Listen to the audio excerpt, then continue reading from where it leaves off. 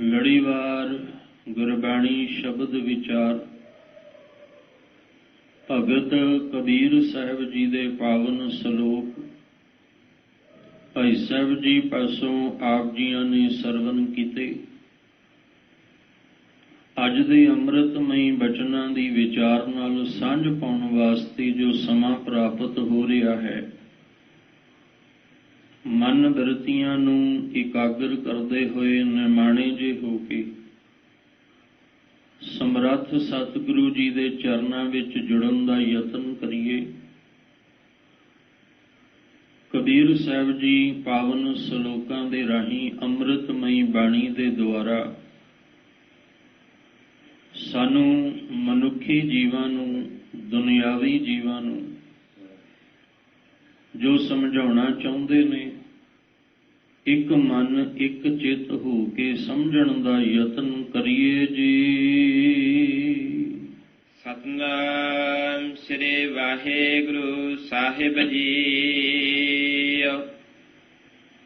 ਸ਼ਲੋਕ ਭਗਤ ਕਬੀਰ ਜੀਓ ਕੇ। ਇੱਕ ਓੰਕਾਰ ਸਤ ਗੁਰ ਪ੍ਰਸਾਦ। ਕਬੀਰ ਭਲੀ ਮਧੁਕਰੀ ਨਾਨਾ ਬਿਦ ਕੋ ਨਾਜ। ਕਬੀਰ ਸਾਹਿਬ ਜੀ ਦੇ ਪਾਵਨ ਸਲੋਕਾਂ ਦੀ ਵਿਚਾਰ ਨਾਲ ਆਪ ਜੀ ਇਸ ਅਸਥਾਨ ਤੋਂ ਰੋਜ਼ਾਨਾ ਹੀ ਜੁੜਦੇ ਆ ਰਹੇ ਹੋ।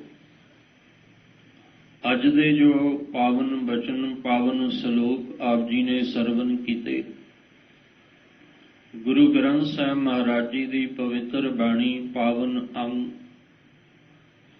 1373 ਦੇ ਉੱਪਰ ਸਬਾਈਮਾਨ ਹਨ।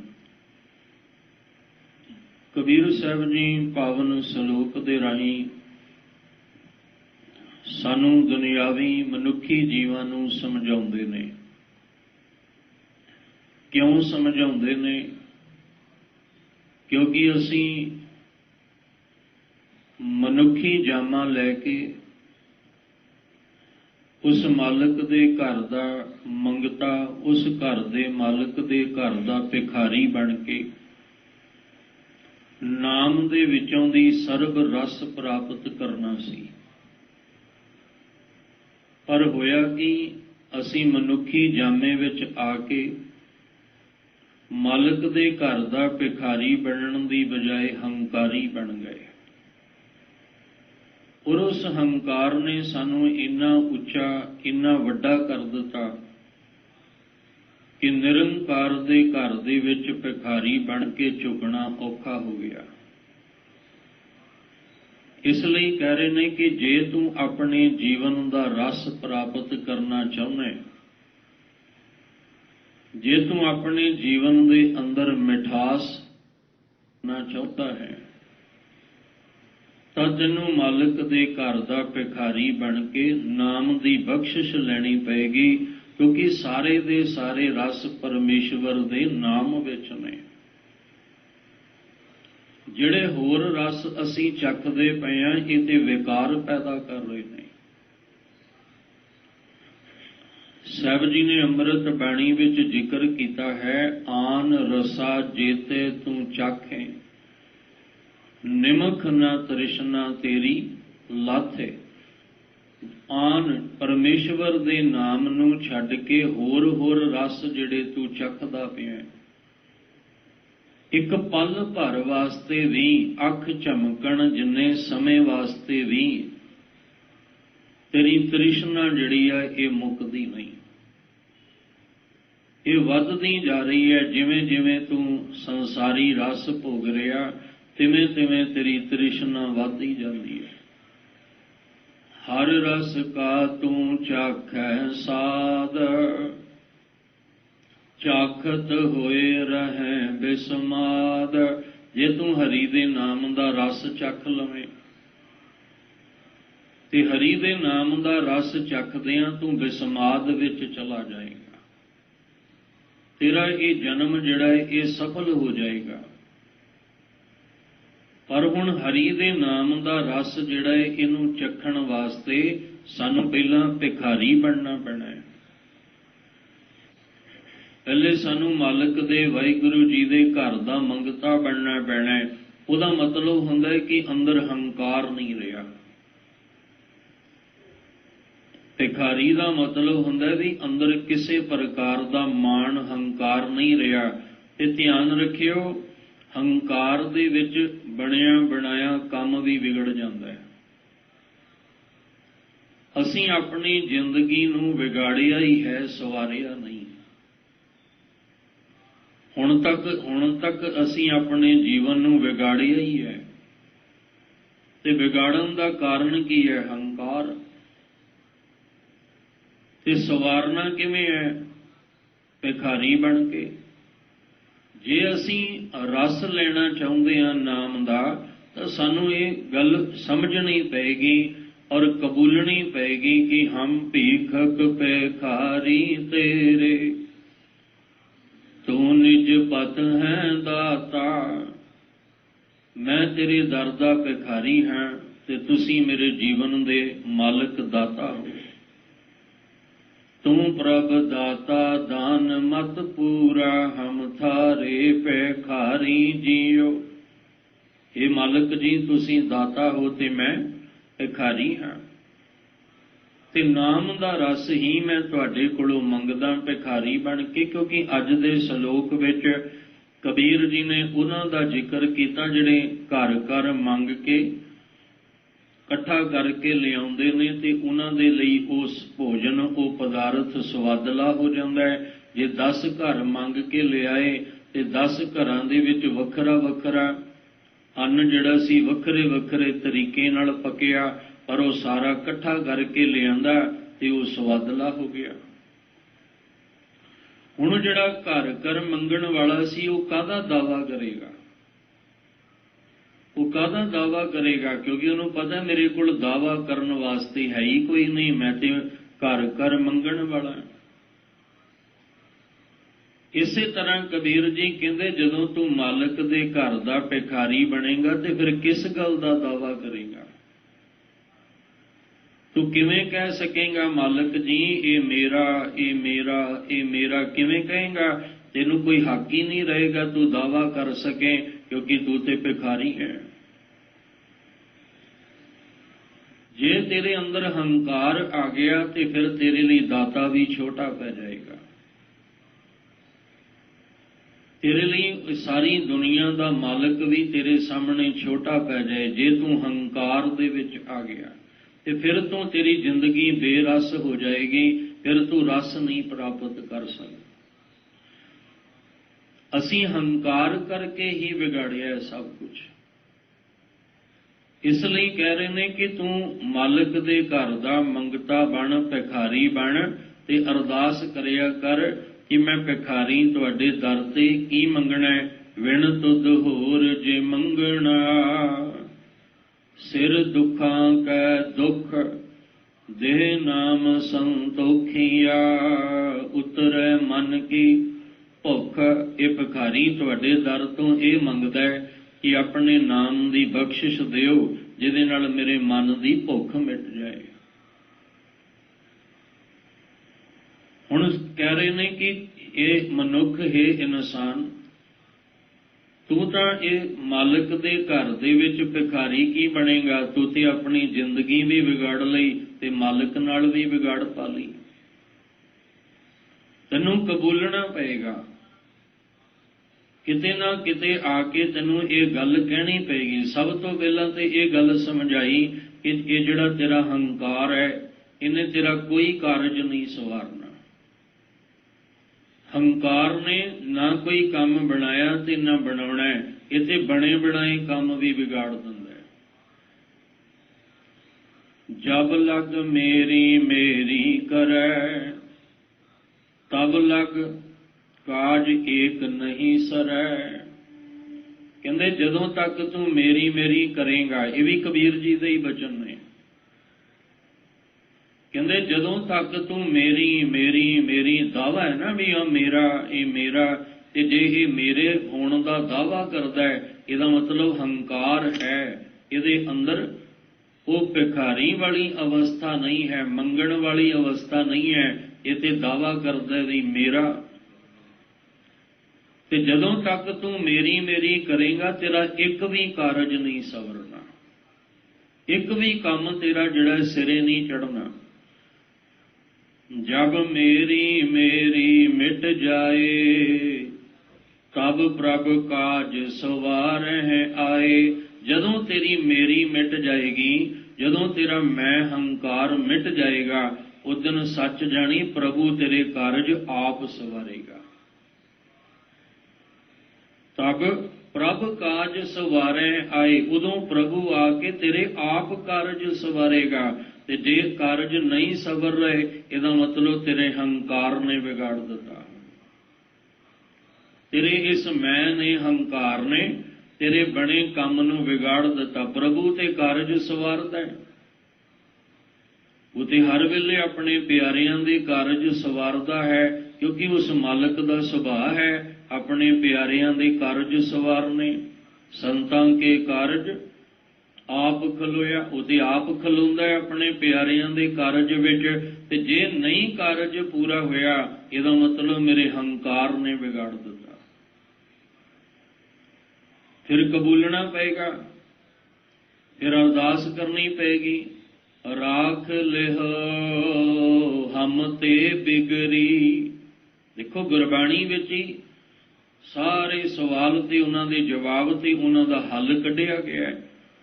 ਪਹਿਲੇ ਦੱਸਿਆ ਵੀ ਤੇਰੀ ਵਿਗੜੀ ਕਿਉਂ ਹੈ, ਕਿਉਂ ਤੇਰੀ ਵਿਗੜ ਗਈ। ਕਹਿੰਦੇ ਉਹਦਾ ਕਾਰਨ ਸੀ ਕਿ ਮੇਰੀ ਮੇਰੀ ਤੂੰ ਬਹੁਤ ਕਰਦਾ ਸੀ। ਆਮ ਤੌਰ ਤੇ ਸਮਾਜਿਕ ਪਰਿਵਾਰਕ ਤਲ ਤੇ ਵੀ ਵੇਖੋ, ਰਾਜਨੀਤਿਕ ਤਲ ਤੇ, ਧਾਰਮਿਕ ਜਿੰਨੇ ਵੀ ਤਲ ਨੇ, ਸਾਰਿਆਂ ਤਲ ਤੇ ਵੇਖੋ, ਜਦੋਂ ਵਿਗੜਦੀ ਹੈ ਮੈਂ ਕਰਕੇ ਹੀ ਵਿਗੜਦੀ ਹੈ, ਹੰਕਾਰ ਕਰਕੇ ਹੀ ਵਿਗੜਦੀ ਹੈ। ਤੇ ਗੁਰੂ ਸਾਹਿਬ ਕਹਿੰਦੇ ਇਹ ਨਾ ਹੋਵੇ ਤੇਰੀ ਮੇਰੀ ਵੀ ਵਿਗੜ ਜਾਏ, ਤੂੰ ਇਹ ਮੈਂ ਕਦੇ ਵੀ ਅੰਦਰ ਲੈ ਕੇ ਨਾ ਆਈ। ਜੇ ਤੂੰ ਮੈਂ ਲੈ ਆਇਆ ਤੇ ਮੇਰੇ ਨਾਲ ਵੀ ਵਿਗੜ ਜਾਣੀ ਹੈ। ਜੇ ਤੂੰ ਮੇਰੇ ਨਾਲ ਹਰ ਵੇਲੇ ਸਾਂਝ ਪਾ ਕੇ ਰੱਖਣਾ ਚਾਹੁੰਦਾ ਹੈ, ਜੇ ਤੂੰ ਚਾਹੁੰਦਾ ਵੀ ਗੁਰ ਮੇਰੇ ਸੰਗ ਸਦਾ ਹੈ, ਨਾਲੇ ਦੀ ਸਾਂਝ ਬਣੀ ਰਹੇ, ਤੇ ਫਿਰ ਤੂੰ ਕਦੇ ਮੈਂ ਨਾ ਲਿਆਈ, ਕਿਉਂਕਿ ਤੇਰੇ ਇਸ ਹੰਕਾਰ ਨੇ ਵਿਗਾੜ ਦੇਣਾ ਸਭ ਕੁਝ। ਹੁਣ ਇੱਥੇ ਕਹਿ ਰਹੇ ਨੇ ਕਿ ਤੇਰੇ ਇਹ ਹੰਕਾਰ ਨੇ ਵਿਗਾੜਿਆ। ਤੇ ਜਦੋਂ ਸਮਝ ਆਈ ਫਿਰ ਅਰਦਾਸ ਕਰਾਂਗੇ, ਰਾਖ ਲਿਓ ਹਮ ਤੇ ਬਿਗੜੀ, ਮੈਨੂੰ ਰੱਖ ਲਓ, ਕਿਉਂਕਿ ਵਿਗੜੀ ਤੁਹਾਡੇ ਵੱਲੋਂ ਨਹੀਂ ਸੀ, ਵਿਗੜੀ ਮੇਰੇ ਵੱਲੋਂ ਸੀ। ਸਾਂਝ ਤੁਸੀਂ ਨਹੀਂ ਤੋੜੀ, ਮੈਂ ਤੇ ਨਾਮ ਹੀ ਤੁਹਾਨੂੰ ਧਿਆਇਆ, ਨਾਮ ਹੀ ਜਪਿਆ, ਪਰ ਫਿਰ ਵੀ ਤੁਸੀਂ ਮੇਰੀ ਪਾਲਣਾ ਕਰਦੇ ਰਹੇ, ਮੇਰੀ ਸੰਭਾਲ ਕਰਦੇ ਰਹੇ। ਮੈਂ ਨਾਸਤਕ ਵੀ ਹੋ ਗਿਆ, ਸਾਕਤ ਵੀ ਹੋ ਗਿਆ, ਪਰ ਸਵਾਸ ਤਾਂ ਫਿਰ ਵੀ ਤੁਸੀਂ ਦਿੰਦੇ ਰਹੇ, ਪਾਲਣਾ ਰਿਜ਼ਕ ਤਾਂ ਫਿਰ ਵੀ ਦਿੰਦੇ ਰਹੇ। ਮੈਂ ਮਨਮੁਖ ਬਣ ਕੇ ਬੜੇ ਮਾੜੇ ਕਰਮ ਕੀਤੇ, ਪਰ ਤੁਸੀਂ ਰਿਜ਼ਕ ਦੇਣਾ ਬੰਦ ਨਹੀਂ ਕੀਤਾ, ਤੁਸੀਂ ਮੇਰੀ ਪਾਲਣਾ ਕਰਨੀ ਜਿਹੜੀ ਆ ਉਹ ਬੰਦ ਨਹੀਂ ਕੀਤੀ, ਮੇਰੀ ਸੰਭਾਲ ਪਾਲਣਾ ਕਰਦੇ ਰਹੇ। ਅਸਲ ਦੇ ਵਿੱਚ ਤੁਹਾਡੇ ਵੱਲੋਂ ਨਹੀਂ ਸੀ ਵਿਗੜੀ, ਮੇਰੇ ਵੱਲੋਂ। ਗੁਰੂ ਸਾਹਿਬ ਨਹੀਂ ਸਾਡੇ ਨਾਲੋਂ ਰਿਸ਼ਤਾ ਤੋੜਦੇ, ਅਸੀਂ ਗੁਰੂ ਨਾਲੋਂ ਰਿਸ਼ਤਾ ਤੋੜ ਲੈਂਦੇ ਹਾਂ। ਵਿਦਾਵਾ ਗੁਰੂ ਸਾਹਿਬ ਨੇ ਲਿਖ ਕੇ ਨਹੀਂ ਸੀ ਦਿੱਤਾ, ਵਿਦਾਵਾ ਗੁਰੂ ਕੇ ਸਿੱਖਾਂ ਨੇ ਲਿਖ ਕੇ ਦਿੱਤਾ ਸੀ, ਤਾਂ ਹੀ ਤੇ ਉਹ ਪਾੜ ਦਿੱਤਾ। ਗੁਰੂ ਸਾਹਿਬ ਕਹਿੰਦੇ ਜੇ ਮੈਂ ਲਿਖਿਆ ਹੁੰਦਾ ਤਾਂ ਫਿਰ ਗੱਲ ਹੋਰ ਹੋਣੀ ਸੀ, ਪਰ ਲਿਖਿਆ ਵੀ ਤੁਸੀਂ ਹੈ, ਇਸ ਲਈ ਇਹ ਤੁਹਾਡਾ ਲਿਖਿਆ ਵਿਦਾਵਾ ਅੱਜ ਮੈਂ ਪਾੜ ਦਿੰਦਾ। ਸਾਂਝ ਮਾਲਕ ਨੇ ਨਹੀਂ ਸਾਡੇ ਨਾਲੋਂ ਤੋੜੀ, ਅਸੀਂ ਮਾਲਕ ਨਾਲੋਂ ਸਾਂਝ ਤੋੜ ਲਈ। ਤੇ ਜੇ ਅਸੀਂ ਤੋੜੀ ਹੈ, ਸਾਡੇ ਕਰਕੇ ਵਿਗੜੀ ਹੈ, ਤੇ ਫਿਰ ਬਣਾਉਣੀ ਵੀ ਹੈ ਸਾਨੂੰ ਹੀ ਪਏਗੀ, ਸਾਨੂੰ ਵੀ ਅਰਦਾਸ ਕਰਨੀ ਪਏਗੀ। ਮਹਾਰਾਜ ਜੀ ਇਹ ਸਾਡੇ ਅੱਜ ਇਹ ਸਾਰਾ ਮਾਹੌਲ ਜਿਹੜਾ ਬਣਿਆ, ਇਹ ਕਿਹਨੇ ਬਣਾਇਆ? ਇਹ ਉਸ ਮਾਲਕ ਨੇ। ਇਹ ਸਾਰਾ ਜਿਹੜਾ ਮਹਾਮਾਰੀ, ਇਹ ਰੋਗ ਫੈਲਿਆ, ਇਹ ਕਿਹਨੇ ਵਿਗਾੜਿਆ? ਇਹ ਅਸੀਂ ਹੀ ਵਿਗਾੜਿਆ। ਇਹ ਸਾਡੇ ਹੀ ਕੀਤੇ ਹੋਏ ਕਰਮ ਦਾ ਨਤੀਜਾ ਜਿਹੜਾ ਅੱਜ ਸੰਸਾਰ ਦੇ ਵਿੱਚ ਹਰ ਇੱਕ ਨੂੰ ਭੁਗਤਣਾ ਪੈ ਰਿਹਾ ਹੈ। ਇਹ ਕਿਹਨੇ ਵਿਗਾੜਿਆ? ਇਹ ਅਸੀਂ ਹੀ ਵਿਗਾੜਿਆ। ਕੁਦਰਤ ਨਾਲ ਖਿਲਵਾੜ ਕਿਨੇ ਕੀਤਾ ਹੈ? ਜਿੰਨੇ ਵੀ ਮਾੜੇ ਬੁਰੇ ਭੈੜੇ ਕਰਮ ਨੇ ਉਹ ਕਿਨੇ ਕੀਤੇ ਨੇ? ਉਹ ਸਾਰੇ ਦੇ ਸਾਰੇ ਮਨੁੱਖ ਨੇ ਕੀਤੇ ਨੇ। ਤੇ ਜਦੋਂ ਮਾੜੇ ਕਰਮ ਮਨੁੱਖ ਨੇ ਕੀਤੇ, ਮਾੜੇ ਨਤੀਜੇ ਸਾਹਮਣੇ ਆਏ, ਅੱਜ ਹਰ ਕੋਈ ਤੋਬਾ ਕਰਦਾ ਹੈ। ਅੱਜ ਹਰ ਕੋਈ ਹੱਥ ਜੋੜ ਕੇ ਕਹਿੰਦਾ ਹੈ ਕਿ ਸਾਡੇ ਕੋਲੋਂ ਕੰਮ ਵਿਗੜ ਗਿਆ, ਹੁਣ ਸੰਭਾਲਿਆ ਨਹੀਂ ਜਾਂਦਾ। ਹੇ ਮਾਲਕ ਜੀ, ਰੱਬ ਜੀ ਮਿਹਰ ਕਰੋ, ਕਿਤੇ ਵਿਗੜਿਆ ਕੰਮ ਫਿਰ ਸਵਰ ਜਾਏ। ਹਰ ਇੱਕ ਦੀ ਅਰਦਾਸ ਹੋ ਰਹੀ ਹੈ। ਹੁਣ ਧਿਆਨ ਰੱਖਣਾ, ਵਿਗਾੜਿਆ ਕਿਨੇ ਹੈ? ਵਿਗੜੀ ਕਿਤੇ ਕੋਲੋਂ ਹੈ? ਸਾਡੇ ਕੋਲੋਂ ਵਿਗੜੀ ਹੈ।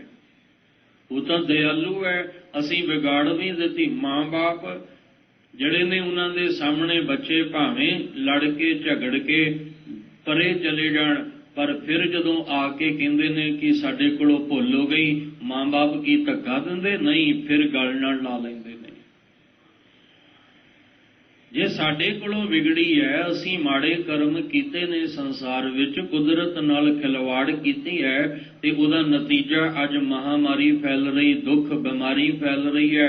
ਤੇ ਜੇ ਅਸੀਂ ਅੱਜ ਕਵਾਂਗੇ ਰਾਖ ਲਿਓ ਹਮ ਤੇ ਬਿਗੜੀ, ਜੇ ਆਪਾਂ ਦਿਲੋਂ ਅਰਦਾਸ ਕਰਾਂਗੇ ਵੀ ਰੱਖ ਲਓ ਮੇਰੇ ਮਾਲਕਾ, ਇਹ ਸਾਰੀ ਵਿਗੜੀ ਮੇਰੇ ਤੋਂ ਹੈ, ਪਰ ਮੈਨੂੰ ਹੁਣ ਸਮਝ ਆ ਗਈ, ਮੈਨੂੰ ਹੁਣ ਹੋਸ਼ ਆ ਗਈ, ਹੁਣ ਮੈਂ ਇਹ ਵਿਗੜੀ ਨੂੰ ਜਿਹੜਾ ਉਹ ਸਵਾਰਨਾ ਚਾਹੁੰਦਾ ਹਾਂ, ਤੇ ਕੀ ਮਾਲਕ ਜੀ ਆਪਣੀ ਦਇਆ ਨਹੀਂ ਕਰਨਗੇ? ਅਸੀਂ ਆਪਣੀ ਅਕਲ ਬੁੱਧ ਨਾਲ ਦਲੀਲਾਂ ਸੰਸਾਰ ਵਿੱਚ ਦੇ ਕੇ ਲੜੀ ਜਾਂਦੇ ਹਾਂ, ਝਗੜੀ ਜਾਂਦੇ ਹਾਂ, ਆਪਣਾ ਆਪਣਾ ਦਾਅਵਾ ਕਰੀ ਜਾਂਦੇ ਹਾਂ। ਉਹਦਾ ਕਾਰਨ ਵੀ ਸਾਡਾ ਹੰਕਾਰ ਹੈ। ਅਸੀਂ ਆਪਣੇ ਆਪਣੇ ਦਾਅਵੇ ਕਰਨੇ ਛੱਡੀਏ ਤੇ ਉਸ ਨਿਰੰਕਾਰ ਨਾਲ ਜੁੜੀਏ, ਤਾਂ ਕਿ ਉਹ ਸਾਡੀ ਵਿਗੜੀ ਨੂੰ ਸਵਾਰ ਸਕੇ। ਕਿੰਨਾ ਮਾਹੌਲ ਵਿਗੜ ਗਿਆ, ਸਾਰੀ ਦੁਨੀਆ ਹੀ ਜਿਹੜੀ ਸੀ ਉਹਦਾ ਮਾਹੌਲ ਵਿਗੜ ਗਿਆ। ਚਲੋ ਇੱਕ ਮੁਲਕ ਕਹੀਏ, ਦੋ ਕਹੀਏ, ਇੱਥੇ ਤੇ ਜਿੰਨੇ ਵੀ ਮੁਲਕ ਨੇ ਸਾਰਿਆਂ ਦੀ ਹਾਲਤ ਵਿਗੜ ਗਈ। ਮੰਨਣਾ ਪਏਗਾ ਨਾ ਵੀ ਵਿਗੜੀ ਤਾਂ ਮਨੁੱਖ ਤੋਂ ਹੀ ਹੈ। ਮਨੁੱਖ ਨਹੀਂ ਕਿਤੇ ਨਾ ਕਿਤੇ ਐਸਾ ਕਰਮ ਕੀਤਾ ਹੈ ਜਿਹਦੇ ਨਾਲ ਸਾਰਾ ਮਾਹੌਲ ਵਿਗੜ ਗਿਆ। ਅੱਜ ਦੋਸ਼ ਕਿਹਨੂੰ ਦਿਓਗੇ? ਕਿਸੇ ਪਸ਼ੂ ਨੂੰ ਦਿਓਗੇ, ਕਿਸੇ ਪੰਛੀ ਨੂੰ ਦੋਸ਼ ਦਿਓਗੇ, ਕਿਸੇ ਜਾਨਵਰ ਨੂੰ ਦੋਸ਼ ਦਿਓਗੇ? ਦੋਸ਼ ਸਾਡੇ ਆਪਣੇ ਕਰਮ ਦਾ ਹੈ।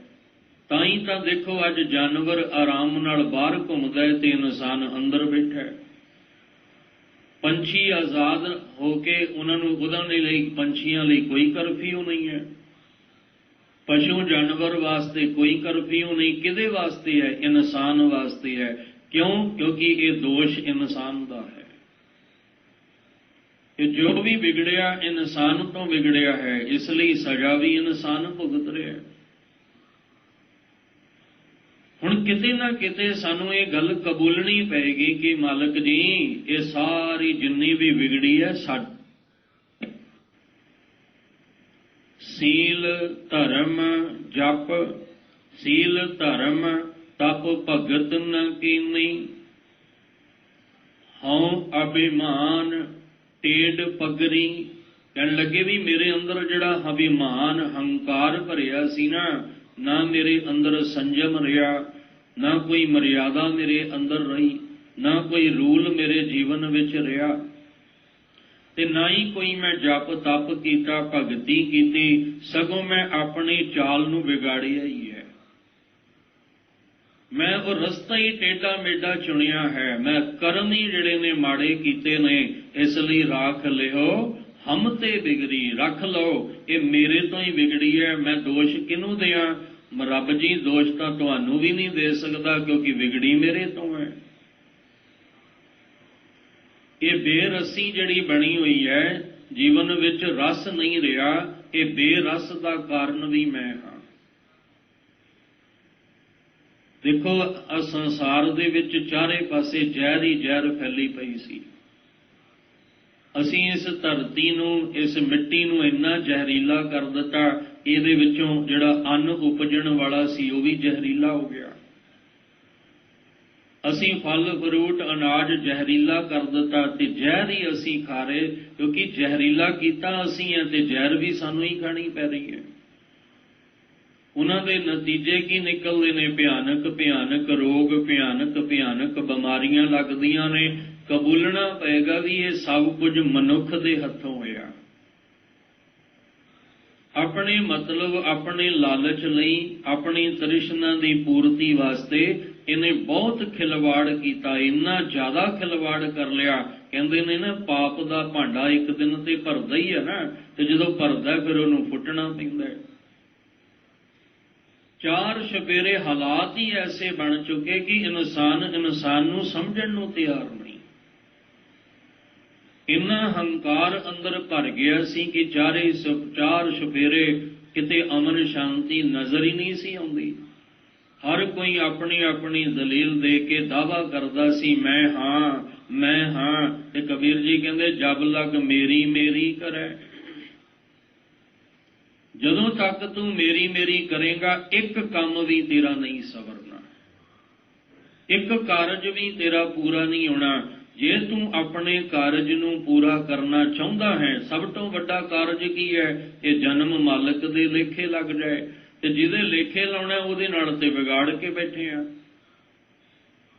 ਜਿਹਦੇ ਕੋਲੋਂ ਸਾਨੂੰ ਕੁਝ ਮਿਲਣਾ, ਕੁਝ ਪ੍ਰਾਪਤ ਹੋਣਾ ਹੈ, ਉਹਦੇ ਨਾਲੋਂ ਤੇ ਅਸੀਂ ਵਿਗਾੜ ਕੇ ਬੈਠੇ ਹੋਏ ਹਾਂ।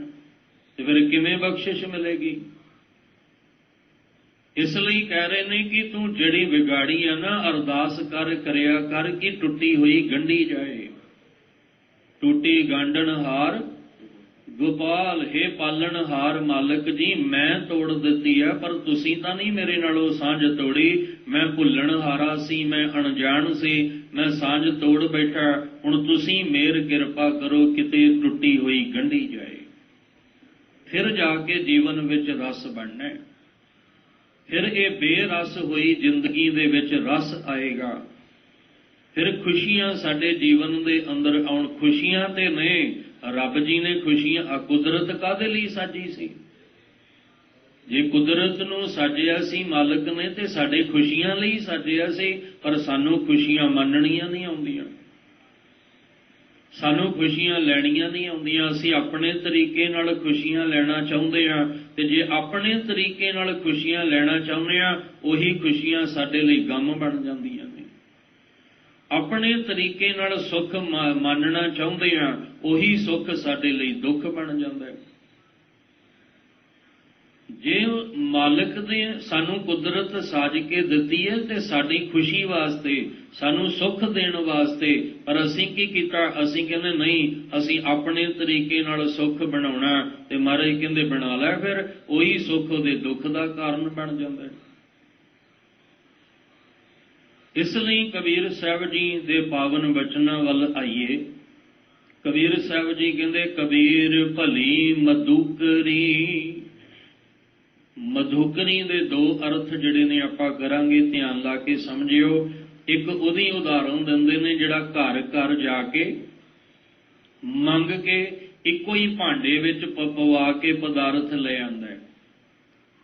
10 ਘਰ ਗਿਆ, 10 ਘਰਾਂ ਵਿੱਚ ਸਾਹਮਣੇ ਇੱਕੋ ਹੀ ਬਾਟਾ ਰੱਖਿਆ, ਕਿਸੇ ਨੇ ਕੁਝ ਪਾਤਾ, ਕਿਸੇ ਨੇ ਕੁਝ, ਉਹ ਸਾਰਾ ਹੀ ਕੀ ਹੋ ਗਿਆ? ਘੁਲ ਮਿਲ ਗਿਆ। ਉਹਦੇ ਵਾਸਤੇ ਤਾਂ ਉਹ ਘਰ ਬੈਠਾ ਜਦੋਂ ਛਕਦਾ ਹੈ, ਉਹਦੇ ਲਈ ਉਹੀ ਸਵਾਦ ਹੈ। ਸਾਰੇ ਦੇ ਸਾਰੇ ਰਸ ਉਹਦੇ ਵਿੱਚ ਹੀ ਆ ਗਏ। ਦੂਸਰਾ ਹੈ ਮਧੁਕਰੀ ਦਾ ਅਰਥ ਪਰਮੇਸ਼ਵਰ ਦਾ ਨਾਮ। ਸਾਰੇ ਦੇ ਸਾਰੇ ਰਸ ਜਿਹੜੇ ਨੇ ਪਰਮੇਸ਼ਵਰ ਦੇ ਨਾਮ ਵਿੱਚ ਨੇ। ਗੁਰਬਾਣੀ ਮਿੱਠੀ ਹੈ, ਨਾਮ ਮਿੱਠਾ ਹੈ, ਪਰ ਸਾਨੂੰ ਇਹਦੀ ਮਿਠਾਸ ਲੈਣੀ ਨਹੀਂ ਆਉਂਦੀ, ਕਿਉਂਕਿ ਅੰਦਰ ਮੈਂ ਭਰੀ ਪਈ ਹੈ, ਅੰਦਰ ਹੰਕਾਰ ਭਰਿਆ ਪਿਆ। ਫਿਰ ਬੇਨਤੀ ਕਰਾਂ, ਜੇ ਗੁਰਬਾਣੀ ਦਾ ਰਸ ਲੈਣਾ ਹੈ ਤਾਂ ਸਾਨੂੰ ਕਹਿਣਾ ਪਏਗਾ, ਹਮ ਭੀਖਕ ਭਿਖਾਰੀ ਤੇਰੀ। ਤਾਂ ਗੁਰਬਾਣੀ ਦਾ ਰਸ ਮਿਠਾਸ ਲੈ ਸਕਦੇ ਹਾਂ।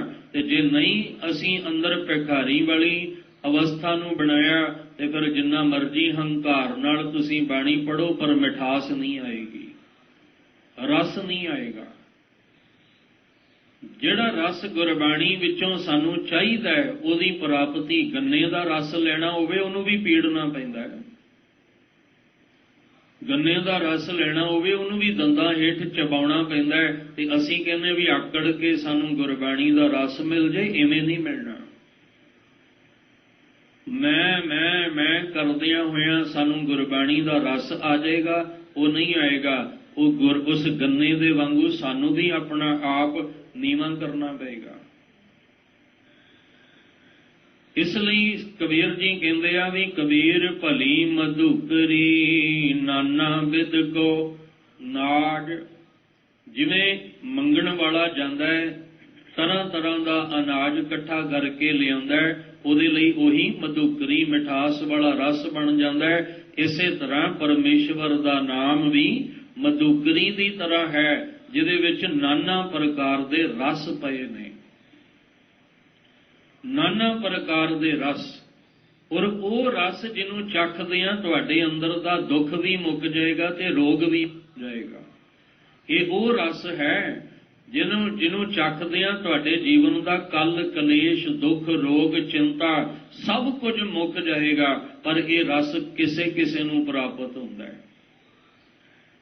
ਇਹ ਵਿਰਲਿਆਂ ਨੂੰ ਰਸ ਪ੍ਰਾਪਤ ਹੁੰਦਾ ਹੈ, ਨਹੀਂ ਤਾਂ ਸਾਰੀ ਦੁਨੀਆ ਹੀ ਬਾਣੀ ਪੜ੍ਹਦੀ ਤਾਂ ਹੈ, ਪਰ ਮਾਫ ਕਰਨਾ ਮਧੁਕਰੀ ਕਿਸੇ ਕਿਸੇ ਲਈ ਬਣਦੀ। ਮਧੂ ਦਾ ਅਰਥ ਕੀ ਹੁੰਦਾ? ਮਿੱਠਾ। ਗੁਰਬਾਣੀ ਤਾਂ ਮਿੱਠੀ ਹੈ, ਤੇ ਗੁਰੂ ਸਾਹਿਬ ਕਹਿੰਦੇ ਵੀ ਨੇ ਵੀ ਮਿੱਠੇ ਹਰ ਗੁਣ ਗਾਓ ਜਿੰਦੂ ਤੂੰ, ਮਿੱਠੇ ਹਰ ਗੁਣ ਗਾਓ। ਤੂੰ ਆ ਮਿੱਠੇ ਗੁਣ ਗੁਰਬਾਣੀ ਦੇ ਵਿੱਚੋਂ ਗਾਇਨ ਕਰਿਆ ਕਰ, ਕਿਉਂਕਿ ਇਹ ਮਿਠਾਸ ਨਾਲ ਭਰੀ ਹੋਈ ਬਾਣੀ ਹੈ। ਪਰ ਦੁਨੀਆ ਦੀ ਹਾਲਤ ਕੀ ਹੈ? ਦੁਨੀਆ ਦੀ ਹਾਲਤ ਇਹ ਹੈ ਵੀ ਕੌੜੇ ਨੂੰ ਮਿੱਠਾ ਕਹਿੰਦੀ ਹੈ ਤੇ ਮਿੱਠੇ ਨੂੰ ਕੌੜਾ ਕਹਿੰਦੀ ਹੈ। ਗੁਰਬਾਣੀ ਕੌੜੀ ਲੱਗਦੀ ਹੈ ਤੇ ਦੁਨੀਆ ਦੀ ਨਿੰਦਾ ਚੁਗਲੀ ਮਿੱਠੀ ਲੱਗਦੀ ਹੈ। ਦੁਨੀਆ ਦੀ ਬੁਰਾਈ ਚੰਗੀ ਲੱਗਦੀ ਹੈ, ਉਹ ਰਸ ਜ਼ਿਆਦਾ ਸਵਾਦ ਲੱਗਦਾ ਹੈ। ਇਸ ਲਈ ਕਹਿੰਦੇ ਨੇ ਕਿ ਆਹ ਬੜੀ ਚੰਗੀ ਹੈ ਗੁਰਬਾਣੀ, ਇਹ ਬੜੀ ਮਿੱਠੀ ਹੈ, ਇਹ ਬੜਾ ਮਿੱਠਾ ਹੈ ਪਰਮੇਸ਼ਵਰ ਦਾ ਨਾਮ। ਇਹਦੇ ਵਿੱਚ ਨਾਨਾ ਪ੍ਰਕਾਰ ਦੇ ਜਿਹੜੇ ਰਸ ਨੇ, ਸਾਰੇ ਦੇ ਸਾਰੇ ਰਸ ਜਿਹੜੇ ਨੇ ਉਹ ਪਰਮੇਸ਼ਵਰ ਦੇ ਨਾਮ ਵਿੱਚ ਹਨ। ਦਾਵਾ ਕਾਹੂ ਕੋ ਨਹੀਂ, ਬਟਾ ਦੇਸ਼ ਬੜ ਰਾਜ। ਕਹਿੰਦੇ ਮੈਂ ਕੋਈ ਦਾਵਾ ਨਹੀਂ ਕਰ ਰਿਹਾ ਆਪਣੇ ਆਪ ਤੇ, ਜਿਹਦੇ ਨਾਮ ਨੂੰ ਮੈਂ ਮਧੁਕਰੀ ਕਹਿ ਰਿਹਾ ਨਾ, ਉਹਦਾ ਦੇਸ਼ ਬੜਾ ਵੱਡਾ ਹੈ, ਉਹਦਾ ਰਾਜ ਬੜਾ ਵੱਡਾ ਹੈ। ਇਹਦੇ ਵੀ ਦੋ ਅਰਥ ਕਰਨੇ ਪੈਣਗੇ। ਇਹਦੇ ਅਰਥ ਨੇ ਕਿ ਜਿਹੜਾ ਮੰਗ ਕੇ ਲਿਆ ਕੇ ਖਾਂਦਾ ਨਾ, ਉਹ ਕਿਸੇ ਪ੍ਰਕਾਰ ਦਾ ਦਾਵਾ ਨਹੀਂ ਕਰਦਾ ਵੀ ਮੇਰਾ ਦੇਸ਼ ਵੱਡਾ ਹੈ, ਮੇਰਾ ਰਾਜ ਵੱਡਾ ਹੈ। ਉਹਦੇ ਕੋਲ ਹੈ ਹੀ ਕੁਛ ਨਹੀਂ। ਜੇ ਹੋਵੇ ਤੇ ਉਹਨੂੰ ਮੰਗਣ ਦੀ ਕੀ ਲੋੜ ਹੈ? ਉਹਨੂੰ ਮੰਗਣ ਦੀ ਕੀ ਜ਼ਰੂਰਤ ਹੈ? ਜਿਹੜਾ ਦਾਵਾ ਕਰਦਾ ਵੀ ਮੇਰਾ ਦੇਸ਼ ਇੰਨਾ ਵੱਡਾ, ਮੇਰਾ ਰਾਜ ਇੰਨਾ ਵੱਡਾ, ਤੇ ਜੇ ਇੰਨਾ ਵੱਡਾ ਕੋਈ ਰਾਜਾ ਮੰਗਣ ਵਾਲਾ ਹੋਵੇ, ਅਸੀਂ ਕਹਾਂਗੇ ਤੂੰ ਕਾਹਦਾ ਰਾਜਾ ਹੈ, ਤੂੰ ਤੇ ਮੰਗਣ ਵਾਲਾ ਹੈ। ਇਸ ਲਈ ਕਹਿ ਰਹੇ ਨੇ ਦੂਜੇ ਅਰਥ ਜਿਹੜੇ ਕਬੀਰ ਜੀ ਜਿਸ ਅਵਸਥਾ ਵਿੱਚ ਕਰ ਰਹੇ ਨੇ, ਕਹਿੰਦੇ ਮੈਂ ਦਾਵਾ ਨਹੀਂ ਕਿਸੇ ਚੀਜ਼ ਦਾ ਕਰ ਰਿਹਾ, ਤੇ ਨਾ ਹੀ ਮੇਰੀ ਇੰਨੀ ਅਵਸਥਾ ਹੈ ਕਿ ਮੈਂ ਦਾਵਾ ਕਰ ਸਕਾਂ। ਹਾਂ, ਮੈਂ ਤੇ ਇਹ ਜਾਣਦਾ ਵੀ ਜਿਹੜੀ ਭਲੀ ਮਧੁਕਰੀ ਹੈ ਨਾ, ਜਿਹਦੇ ਵਿੱਚ ਸਾਰੇ ਰਸ ਭਰੇ ਹੋਏ ਨੇ ਪਰਮੇਸ਼ਵਰ ਦੇ ਨਾਮ ਦੇ, ਉਹ ਪਰਮੇਸ਼ਵਰ ਦਾ ਦੇਸ਼ ਬੜਾ ਵੱਡਾ ਹੈ, ਉਹਦਾ ਰਾਜ ਬੜਾ ਵੱਡਾ ਹੈ, ਉਹਦਾ ਤਖਤ ਬਹੁਤ ਉੱਚਾ ਵੱਡਾ ਹੈ, ਜਿਹਦੀ ਬਰਾਬਰੀ ਕੋਈ ਵੀ ਨਹੀਂ ਕਰ ਸਕਦਾ। ਇਹਦਾ ਮਤਲਬ ਹੈ ਕਿ ਜਿਹੜਾ ਰਸ ਤੁਹਾਨੂੰ ਸੱਚੇ ਨਾਮ ਵਿੱਚੋਂ ਮਿਲਣਾ ਹੈ, ਉਹ ਰਸ ਤੁਹਾਨੂੰ ਦੁਨੀਆ ਦੇ ਨਾਮ ਵਿੱਚੋਂ ਨਹੀਂ ਮਿਲਣਾ। ਵੱਡਾ ਤੇਰਾ ਦਰਬਾਰ, ਸੱਚਾ ਤੁਧ ਤਖਤ, ਸਿਰਸ਼ਾਹਾਂ ਪਾਤਸ਼ਾਹ ਨਿਹਚਲ, ਚੌਰ ਛਤ। ਉਹਦਾ ਦਰਬਾਰ ਬਹੁਤ ਵੱਡਾ ਹੈ, ਉਹ ਰਾਜਾਨ ਰਾਜ, ਉਹ ਸਾਰੀ ਦੁਨੀਆ ਦਾ ਰਾਜਾ ਹੈ। ਜਿਹਦੇ ਘਰ ਦੇ ਵਿੱਚ ਸਾਰੇ ਰਸ ਭਰੇ ਪਏ ਨੇ, ਮੈਂ ਉਹਦੇ ਨਾਲ ਜੁੜਿਆ ਹੋਇਆ, ਮੈਂ ਆਪਣੇ ਵੱਲੋਂ ਕੋਈ ਦਾਵਾ ਨਹੀਂ ਕਰਦਾ। ਕਬੀਰ ਜੀ ਕਹਿੰਦੇ ਮੇਰੇ ਕੋਲ ਦਾਵਾ ਕਰਨ ਨੂੰ ਹੈ ਹੀ ਕੁਛ ਨਹੀਂ, ਕਿਉਂਕਿ ਮੈਂ ਤੇ ਉਹਦੇ ਘਰ ਦਾ ਕੂਕਰ ਹਾਂ। ਮੇਰੇ ਤਾਂ ਗਲ ਵਿੱਚ ਉਹਦੇ ਹੁਕਮ ਦੀ ਡੋਰ ਪਈ ਹੋਈ ਹੈ, ਮੈਂ ਤਾਂ ਉਹਦੇ ਹੁਕਮ ਵਿੱਚ ਚੱਲਦਾ, ਤੇ ਜੇ ਮੈਂ ਉਹਦੇ ਹੁਕਮ 'ਚ ਚੱਲਦਾ ਫਿਰ ਮੈਨੂੰ ਦਾਵਾ ਕਰਨ ਦੀ ਲੋੜ ਹੀ ਨਹੀਂ, ਤੇ ਨਾ ਮੈਂ ਕਰ ਸਕਦਾ। ਕਿਉਂਕਿ ਕਬੀਰ ਕੂਕਰ ਰਾਮ ਕੋ, ਮੁਤੀਆਂ ਮੇਰੋ ਨਾਉ ਗਲੇ ਹਮਾਰੇ, ਜੇਵਰੀ ਜੈ ਖਿੰਚੈ ਤੈ ਜਾਓ। ਇਸ ਲਈ ਦਾਵਾ ਕਿਸੇ ਚੀਜ਼ ਦਾ ਵੀ ਮੈਂ ਨਹੀਂ ਕਰ ਸਕਦਾ, ਕਿਸੇ ਪ੍ਰਕਾਰ ਵੀ ਨਹੀਂ ਕਰ ਸਕਦਾ। ਹਾਂ, ਜਿਹਦੇ ਨਾਲ ਜੁੜਿਆ ਉਹਦਾ ਦੇਸ਼ ਬਹੁਤ ਵੱਡਾ ਹੈ, ਉਹਦਾ ਰਾਜ ਬਹੁਤ ਵੱਡਾ, ਉਹ ਸਾਰੀ ਦੁਨੀਆ ਦਾ ਮਾਲਕ, ਸਾਰੀ ਦੁਨੀਆ ਦਾ ਰਾਜਾ ਹੈ। दावा काहू को नहीं। मैं अपने वालों किसी प्रकार का दावा नहीं करता। ये सारिया बख्शिशां उहदे नाम, सारे रस उहदे नाम विच ने। जिहड़ा कबीर जी कहंदे मैं उहदे नाम दा रस माणदा। अपने वालों कोई ये दावा नहीं करता भी मैं भगती की, मैं जप किया, मैं तप किया, मैं इन्ना वड्डा कोई हवन किया, कोई आ किया तां जाके मैनूं ये मधुकरी मिली। नहीं, मैं अपने वालों कोई दावा नहीं करता। बस ये कहना कि उहदा दर वड्डा है, उहदा देश वड्डा है, वो सब तो वड्डा राजा है जिहड़ा हर एक नूं तृप्त कर सकता है। ये वो राजा नहीं जिहड़ा कसाई बन के ते अपनी प्रजा नूं ही लुटदा है, जिहड़ा पाप कमाउंदा है। राजे पाप कमाउण दे उल्टी वाड़, खेत को खाई। ये वो राजा नहीं है दुनिया का। जिहड़ा दुनिया का राजा है वो एक मुल्क का राजा होएगा, एक सूबे का होएगा, पर चलो सारी सृष्टि का भी राजा होएगा तां भी दुखी होएगा, क्योंकि उन्होंने भी अपने राज का मान होएगा। सगल सृष्टि को राजा दुखी आ, ते जे उन्हें भी सुखी होना है तो उन्होंने भी नाम का रस लेना पएगा, उन्होंने भी नाम की कमाई करनी पैगी, तां सगल सृष्टि को राजा सुखीआ हो सकता है। ते राजा का मतलब की हुंदा जिहड़ा रजिया होवे। ये नहीं कि राजा जिहड़ा है वो कसाई बन के ते अपनी प्रजा नूं ही लुट लवे। ये वो राजा नहीं, ये वो राजा है जिहड़ा रजिया होया सारियां नूं रजा सकदा है, जिहदे दर ते कोई भी भुखा नहीं रह सकदा, जिहड़ा हर एक नूं रजा सकदा है। दातां दे दे के कदे थकदा नहीं, लैण वाला भावें थक जाए। असीं उहदे कोलों मंग रहे हैं ना, आखै मंगै दे दे दात करे दातार। असीं मंग रहे हैं, वो दे रहे हैं, क्योंकि वो दातार इन्ना वड्डा, उहदा देश इन्ना वड्डा, उहदा राज इन्ना वड्डा कि वो उहदे घर दा भंडारा खजाना कदे भी नहीं मुकदा। इसलिए कबीर जी कहते मैं किसी चीज़ का दावा करके नहीं कह रहा, मैं ते दुनिया नूं समझाउणा कि तुसीं अपने अंदर निमरता लियाओ, हंकार नूं त्याग के मालिक दे घर दे मंगता भिखारी बन जाओ, तो सारे रस सर्व रस जिहड़ा है वो तुहानूं प्राप्त हो जावेगा। कबीर दावै दाजन होत है, निर्दावै रहै निसंक। अगले श्लोक विच कहंदे जिहड़ा दावा करदा ना कि मेरे कोल मैं आ हाँ, मैं ए हाँ, मैं आ हाँ, मेरी कोल इन्नी पावर है, इन्नी ताकत है, मैं आ कर सकदा, मैं वो कर। बड़े बड़े दावेदार बैठे सी दुनिया, अज कित्थे गए उन्हां दे दावे।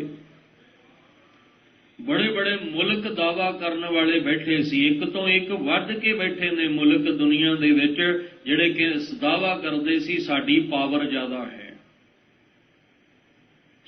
अमेरिका जिहड़ा कहंदा सी मेरे कोल सब तो वध पावर है, ते अज देख लो सब तो वध नुकसान भी कित्थे हो रहा है। अज वो दावा जिहड़ा करदा है, दुनिया 'च कोई भी किते बैठा दावा करदा है, फिर अज उन्हां दे दावे कीते हुए काम क्यों नहीं कर रहे? सारियां दे सिस्टम जिहड़े ने वो फेल क्यों हो गए? फिर इक्को ही सिस्टम काम कर रहा है, ते जिहड़ा सिस्टम काम कर रहा अज सारियां दे हत्थ उहदे अगे क्यों जुड़दे ने? ਉਹਦੇ ਅੱਗੇ ਹੱਥ ਜੋੜ ਕੇ ਕਿਉਂ ਕਹਿੰਦੇ ਆ ਮਹਾਰਾਜ ਜੀ ਹੁਣ ਸਾਡਾ ਜ਼ੋਰ ਨਹੀਂ ਚੱਲਦਾ, ਅਸੀਂ ਬੜਾ ਜ਼ੋਰ ਦਾਵਾ ਕਰ ਕਰ ਕਰਕੇ ਅਸੀਂ ਬੜਾ ਜ਼ੋਰ ਆਪਣਾ ਚਲਾ ਲਿਆ, ਉਹਦਾ ਭੁਗਤਾਨ ਵੀ ਕਰ ਰਹੇ ਹਾਂ, ਉਹ ਭੁਗਤਣਾ ਵੀ ਪੈ ਰਿਹਾ ਸਾਨੂੰ। ਅੱਜ ਸਾਰਿਆਂ ਦੇ ਦਾਅਵੇ ਇਸ ਤੋਂ ਵੱਧ ਹੋਰ ਆਪਾਂ ਕੀ ਸਮਝ ਸਕਦੇ ਹਾਂ? ਇਸ ਤੋਂ ਵੱਧ ਪ੍ਰੈਕਟੀਕਲ ਸਾਡੇ ਜੀਵਨ 'ਚ ਕੀ ਹੋ ਸਕਦਾ ਹੈ? ਉਦਾਹਰਨ ਕਿਉਂ ਦਿੱਤੀ ਜਾਂਦੀ ਹੈ? ਸਮਝਾਉਣ ਲਈ। कोई एग्जाम्पल देनी होवे क्यों देनी होंदी है? समझाउण वास्ते कि समझ आ जाए। कई बार उदाहरण जिहड़ी है वो प्रैक्टिकल करके दिती जाती है, भी जिहड़ी गल करके कोई उदाहरण दिती किसी दी एग्जाम्पल दिती भी फलाना इदां सी इदां, चलो वो तां सुन लई गल समझ नहीं आई, पर जिहड़ा प्रैक्टिकल करके दिखा रहे वो गल जल्दी समझ आ जाती क्योंकि अखां दे सामने है। साईं मियाँ मीर जी ने पूछा सी ना, गुरु साहब जी बाणी ते मैं रोज़ पढ़दा, रोज़ बाणी का अभ्यास करदा, पर अज बाणी पढ़ते पढ़ते ये पंक्ति आ गई, तन मन काट काट सब अरपी विच अग्नि, ਆਪ ਜਲਾਈ, ਇਹਦੇ ਅਰਥ ਨਹੀਂ ਮੈਨੂੰ ਸਮਝ ਆ ਰਹੇ। ਤੇ ਗੁਰੂ ਅਰਜਨ ਦੇਵ ਮਹਾਰਾਜ ਨੇ ਕਿਹਾ ਸੀ ਇਹ ਉਦਾਹਰਨ ਦੇ ਕੇ ਬੋਲ ਕੇ ਨਹੀਂ, ਇਹ ਪ੍ਰੈਕਟੀਕਲ ਕਰਕੇ ਸਮਝ ਆਉਣਗੇ। ਤੇ ਲਾਹੌਰ ਦੇ ਵਿੱਚ ਗੁਰੂ ਸਾਹਿਬ ਪ੍ਰੈਕਟੀਕਲ ਕਰਕੇ ਦਿਖਾ ਰਹੇ ਨੇ, ਤਤੀ ਤਵੀ ਤੇ ਵੀ ਬਹਿ ਕੇ ਦਿਖਾ ਰਹੇ ਨੇ, ਉਬਲਦੇ ਪਾਣੀ ਵਿੱਚ ਵੀ ਬਹਿ ਕੇ ਵਿਖਾ ਰਹੇ ਨੇ, ਅੱਗ ਵੀ ਬਲਦੀ ਪਈ ਹੈ, ਤਨ ਵੀ ਉਬਲਿਆ ਪਿਆ, ਪਾਣੀ ਦੇ ਵਿੱਚ ਚਮੜੀ ਵੀ ਢਲ ਰਹੀ ਹੈ। ਤੇ ਸਾਈਂ ਜੀ ਆ ਕੇ ਕਹਿੰਦੇ ਮਹਾਰਾਜ ਇਹ ਕੀ? ਸਾਹਿਬ ਕਹਿੰਦੇ ਤੁਹਾਡੇ ਪੰਗਤੀ ਜਿਹੜੀ ਤੁਹਾਨੂੰ ਅਰਥ ਨਹੀਂ ਸੀ ਸਮਝ ਆ ਰਹੇ, ਇਹ ਅਰਥ ਉਹਦੇ ਅਸੀਂ ਕਰਕੇ ਤੁਹਾਨੂੰ ਵਿਖਾ ਰਹੇ ਹਾਂ। ਸਮਝ ਆ ਗਈ? ਅੱਜ ਬੜੇ ਬੜੇ ਦਾਅਵੇਦਾਰ ਬੈਠੇ ਸੀ ਦੁਨੀਆ ਵਿੱਚ, ਮੈਂ ਆਹ ਕਰ ਦਿਆਂਗਾ, ਮੈਂ ਉਹ ਕਰ ਦਿਆਂਗਾ, ਮੇਰੇ ਕੋਲੋਂ ਆਹ ਹੋਏਗਾ। ਅੱਜ ਸਾਰਿਆਂ ਦੇ ਦਾਅਵੇ ਫੇਲ ਕਿਉਂ ਹੋ ਗਏ? ਫਿਰ ਅੱਜ ਸਾਡੇ ਦਾਅਵੇ ਕਿੱਥੇ ਚਲੇ ਗਏ? ਇਸ ਤੋਂ ਵੱਧ ਕੇ ਹੋਰ ਪ੍ਰੈਕਟੀਕਲ ਸਾਡੇ ਜੀਵਨ 'ਚ ਕੀ ਹੋਏਗਾ ਜੋ ਅੱਜ ਆਪਾਂ ਸੰਸਾਰ ਵੇਖ ਰਹੇ ਹਾਂ? ਅੱਜ ਤਾਂ ਹੱਥ ਜੁੜੇ ਨੇ ਕਿ ਮਹਾਰਾਜ ਜੀ ਅਸਾਂ ਜੋਰ ਨਹੀਂ, ਜੇ ਕਿਛ ਕਰ ਹਮ ਸਾਕੈਂ, ਸਾਡੇ ਹੱਥ ਵਸ ਨਹੀਂ ਰਿਹਾ, ਸਾਡਾ ਦਿਮਾਗ ਕੰਮ ਨਹੀਂ ਕਰ ਰਿਹਾ, ਸਾਡਾ ਜ਼ੋਰ ਨਹੀਂ ਚੱਲਦਾ ਪਿਆ। ਜਿਉਂ ਭਾਵੈ ਤਿਵੇਂ ਬਖਸ਼, ਜਿਵੇਂ ਤੁਹਾਨੂੰ ਪਾਉਂਦਾ ਹੈ ਤਿਵੇਂ ਬਖਸ਼ ਦਿਓ ਇਸ ਦੁਨੀਆ ਨੂੰ, ਇਸ ਦੁਨੀਆ ਦੇ ਜੀਆਂ ਨੂੰ ਬਖਸ਼ ਦਿਓ ਜਿਵੇਂ ਤੁਹਾਨੂੰ ਪਾਉਂਦਾ ਹੈ। ਕਿਉਂਕਿ ਅਸੀਂ ਦਾਅਵੇ ਕਰ ਕਰ ਸਾਡੇ ਸਾਰੇ ਮਾਣ ਹੰਕਾਰ ਦਾਅਵੇ ਜਿਹੜੇ ਨੇ ਇਹ ਸਭ ਟੁੱਟ ਗਏ। ਹੁਣ ਕੋਈ ਸਾਡਾ ਦਾਅਵਾ ਕੀਤਾ ਕੰਮ ਨਹੀਂ ਆ ਰਿਹਾ। ਇਹ ਕਬੂਲਣਾ ਪਏਗਾ ਕਿਤੇ ਨਾ ਕਿਤੇ ਸਾਨੂੰ। ਤੇ ਜੇ ਹਜੇ ਵੀ ਅਸੀਂ ਇਸ ਗੱਲ ਨੂੰ ਕਬੂਲਣ ਨੂੰ ਤਿਆਰ ਨਹੀਂ ਆ ਤੇ ਫਿਰ ਸਾਡੇ ਤੋਂ ਵੱਡਾ ਮਹਾਮੂਰਖ ਕੌਣ ਹੋਏਗਾ?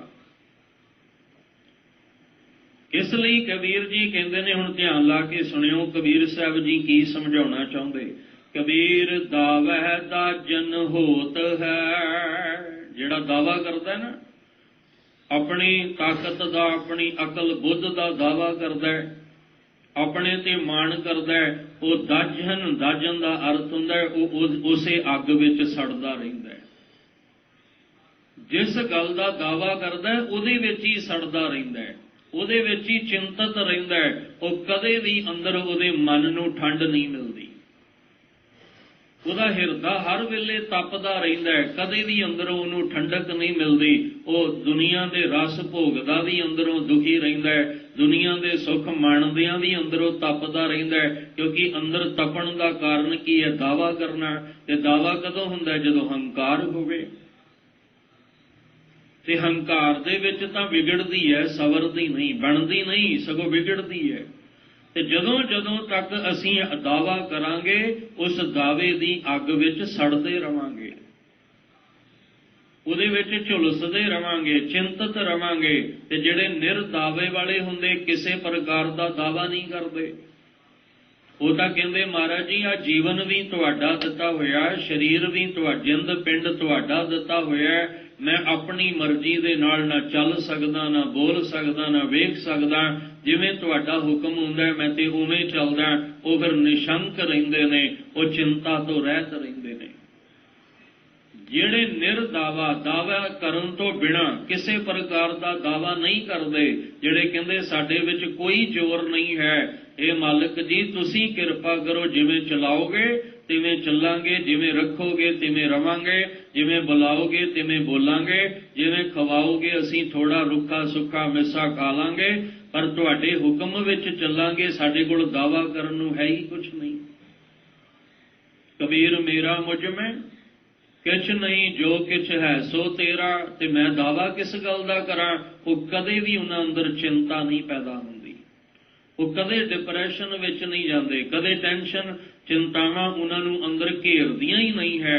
ਉਹ ਨਿਸ਼ਚਿੰਤ ਹੋ ਕੇ ਜ਼ਿੰਦਗੀ ਜਿਉਂਦੇ ਨੇ, ਖਿੜੇ ਹੋਏ ਮੁਸਕਰਾ ਕੇ ਜਿਉਂਦੀ ਜ਼ਿੰਦਗੀ ਜਿਉਂਦੇ ਨੇ। ਤੇ ਜਿਹੜੇ ਦਾਅਵੇ ਕਰਦੇ ਨੇ ਉਹ ਦਿਨੇ ਵੀ ਰੋਂਦੇ ਨੇ ਤੇ ਰਾਤੀ ਵੀ ਰੋਂਦੇ ਨੇ।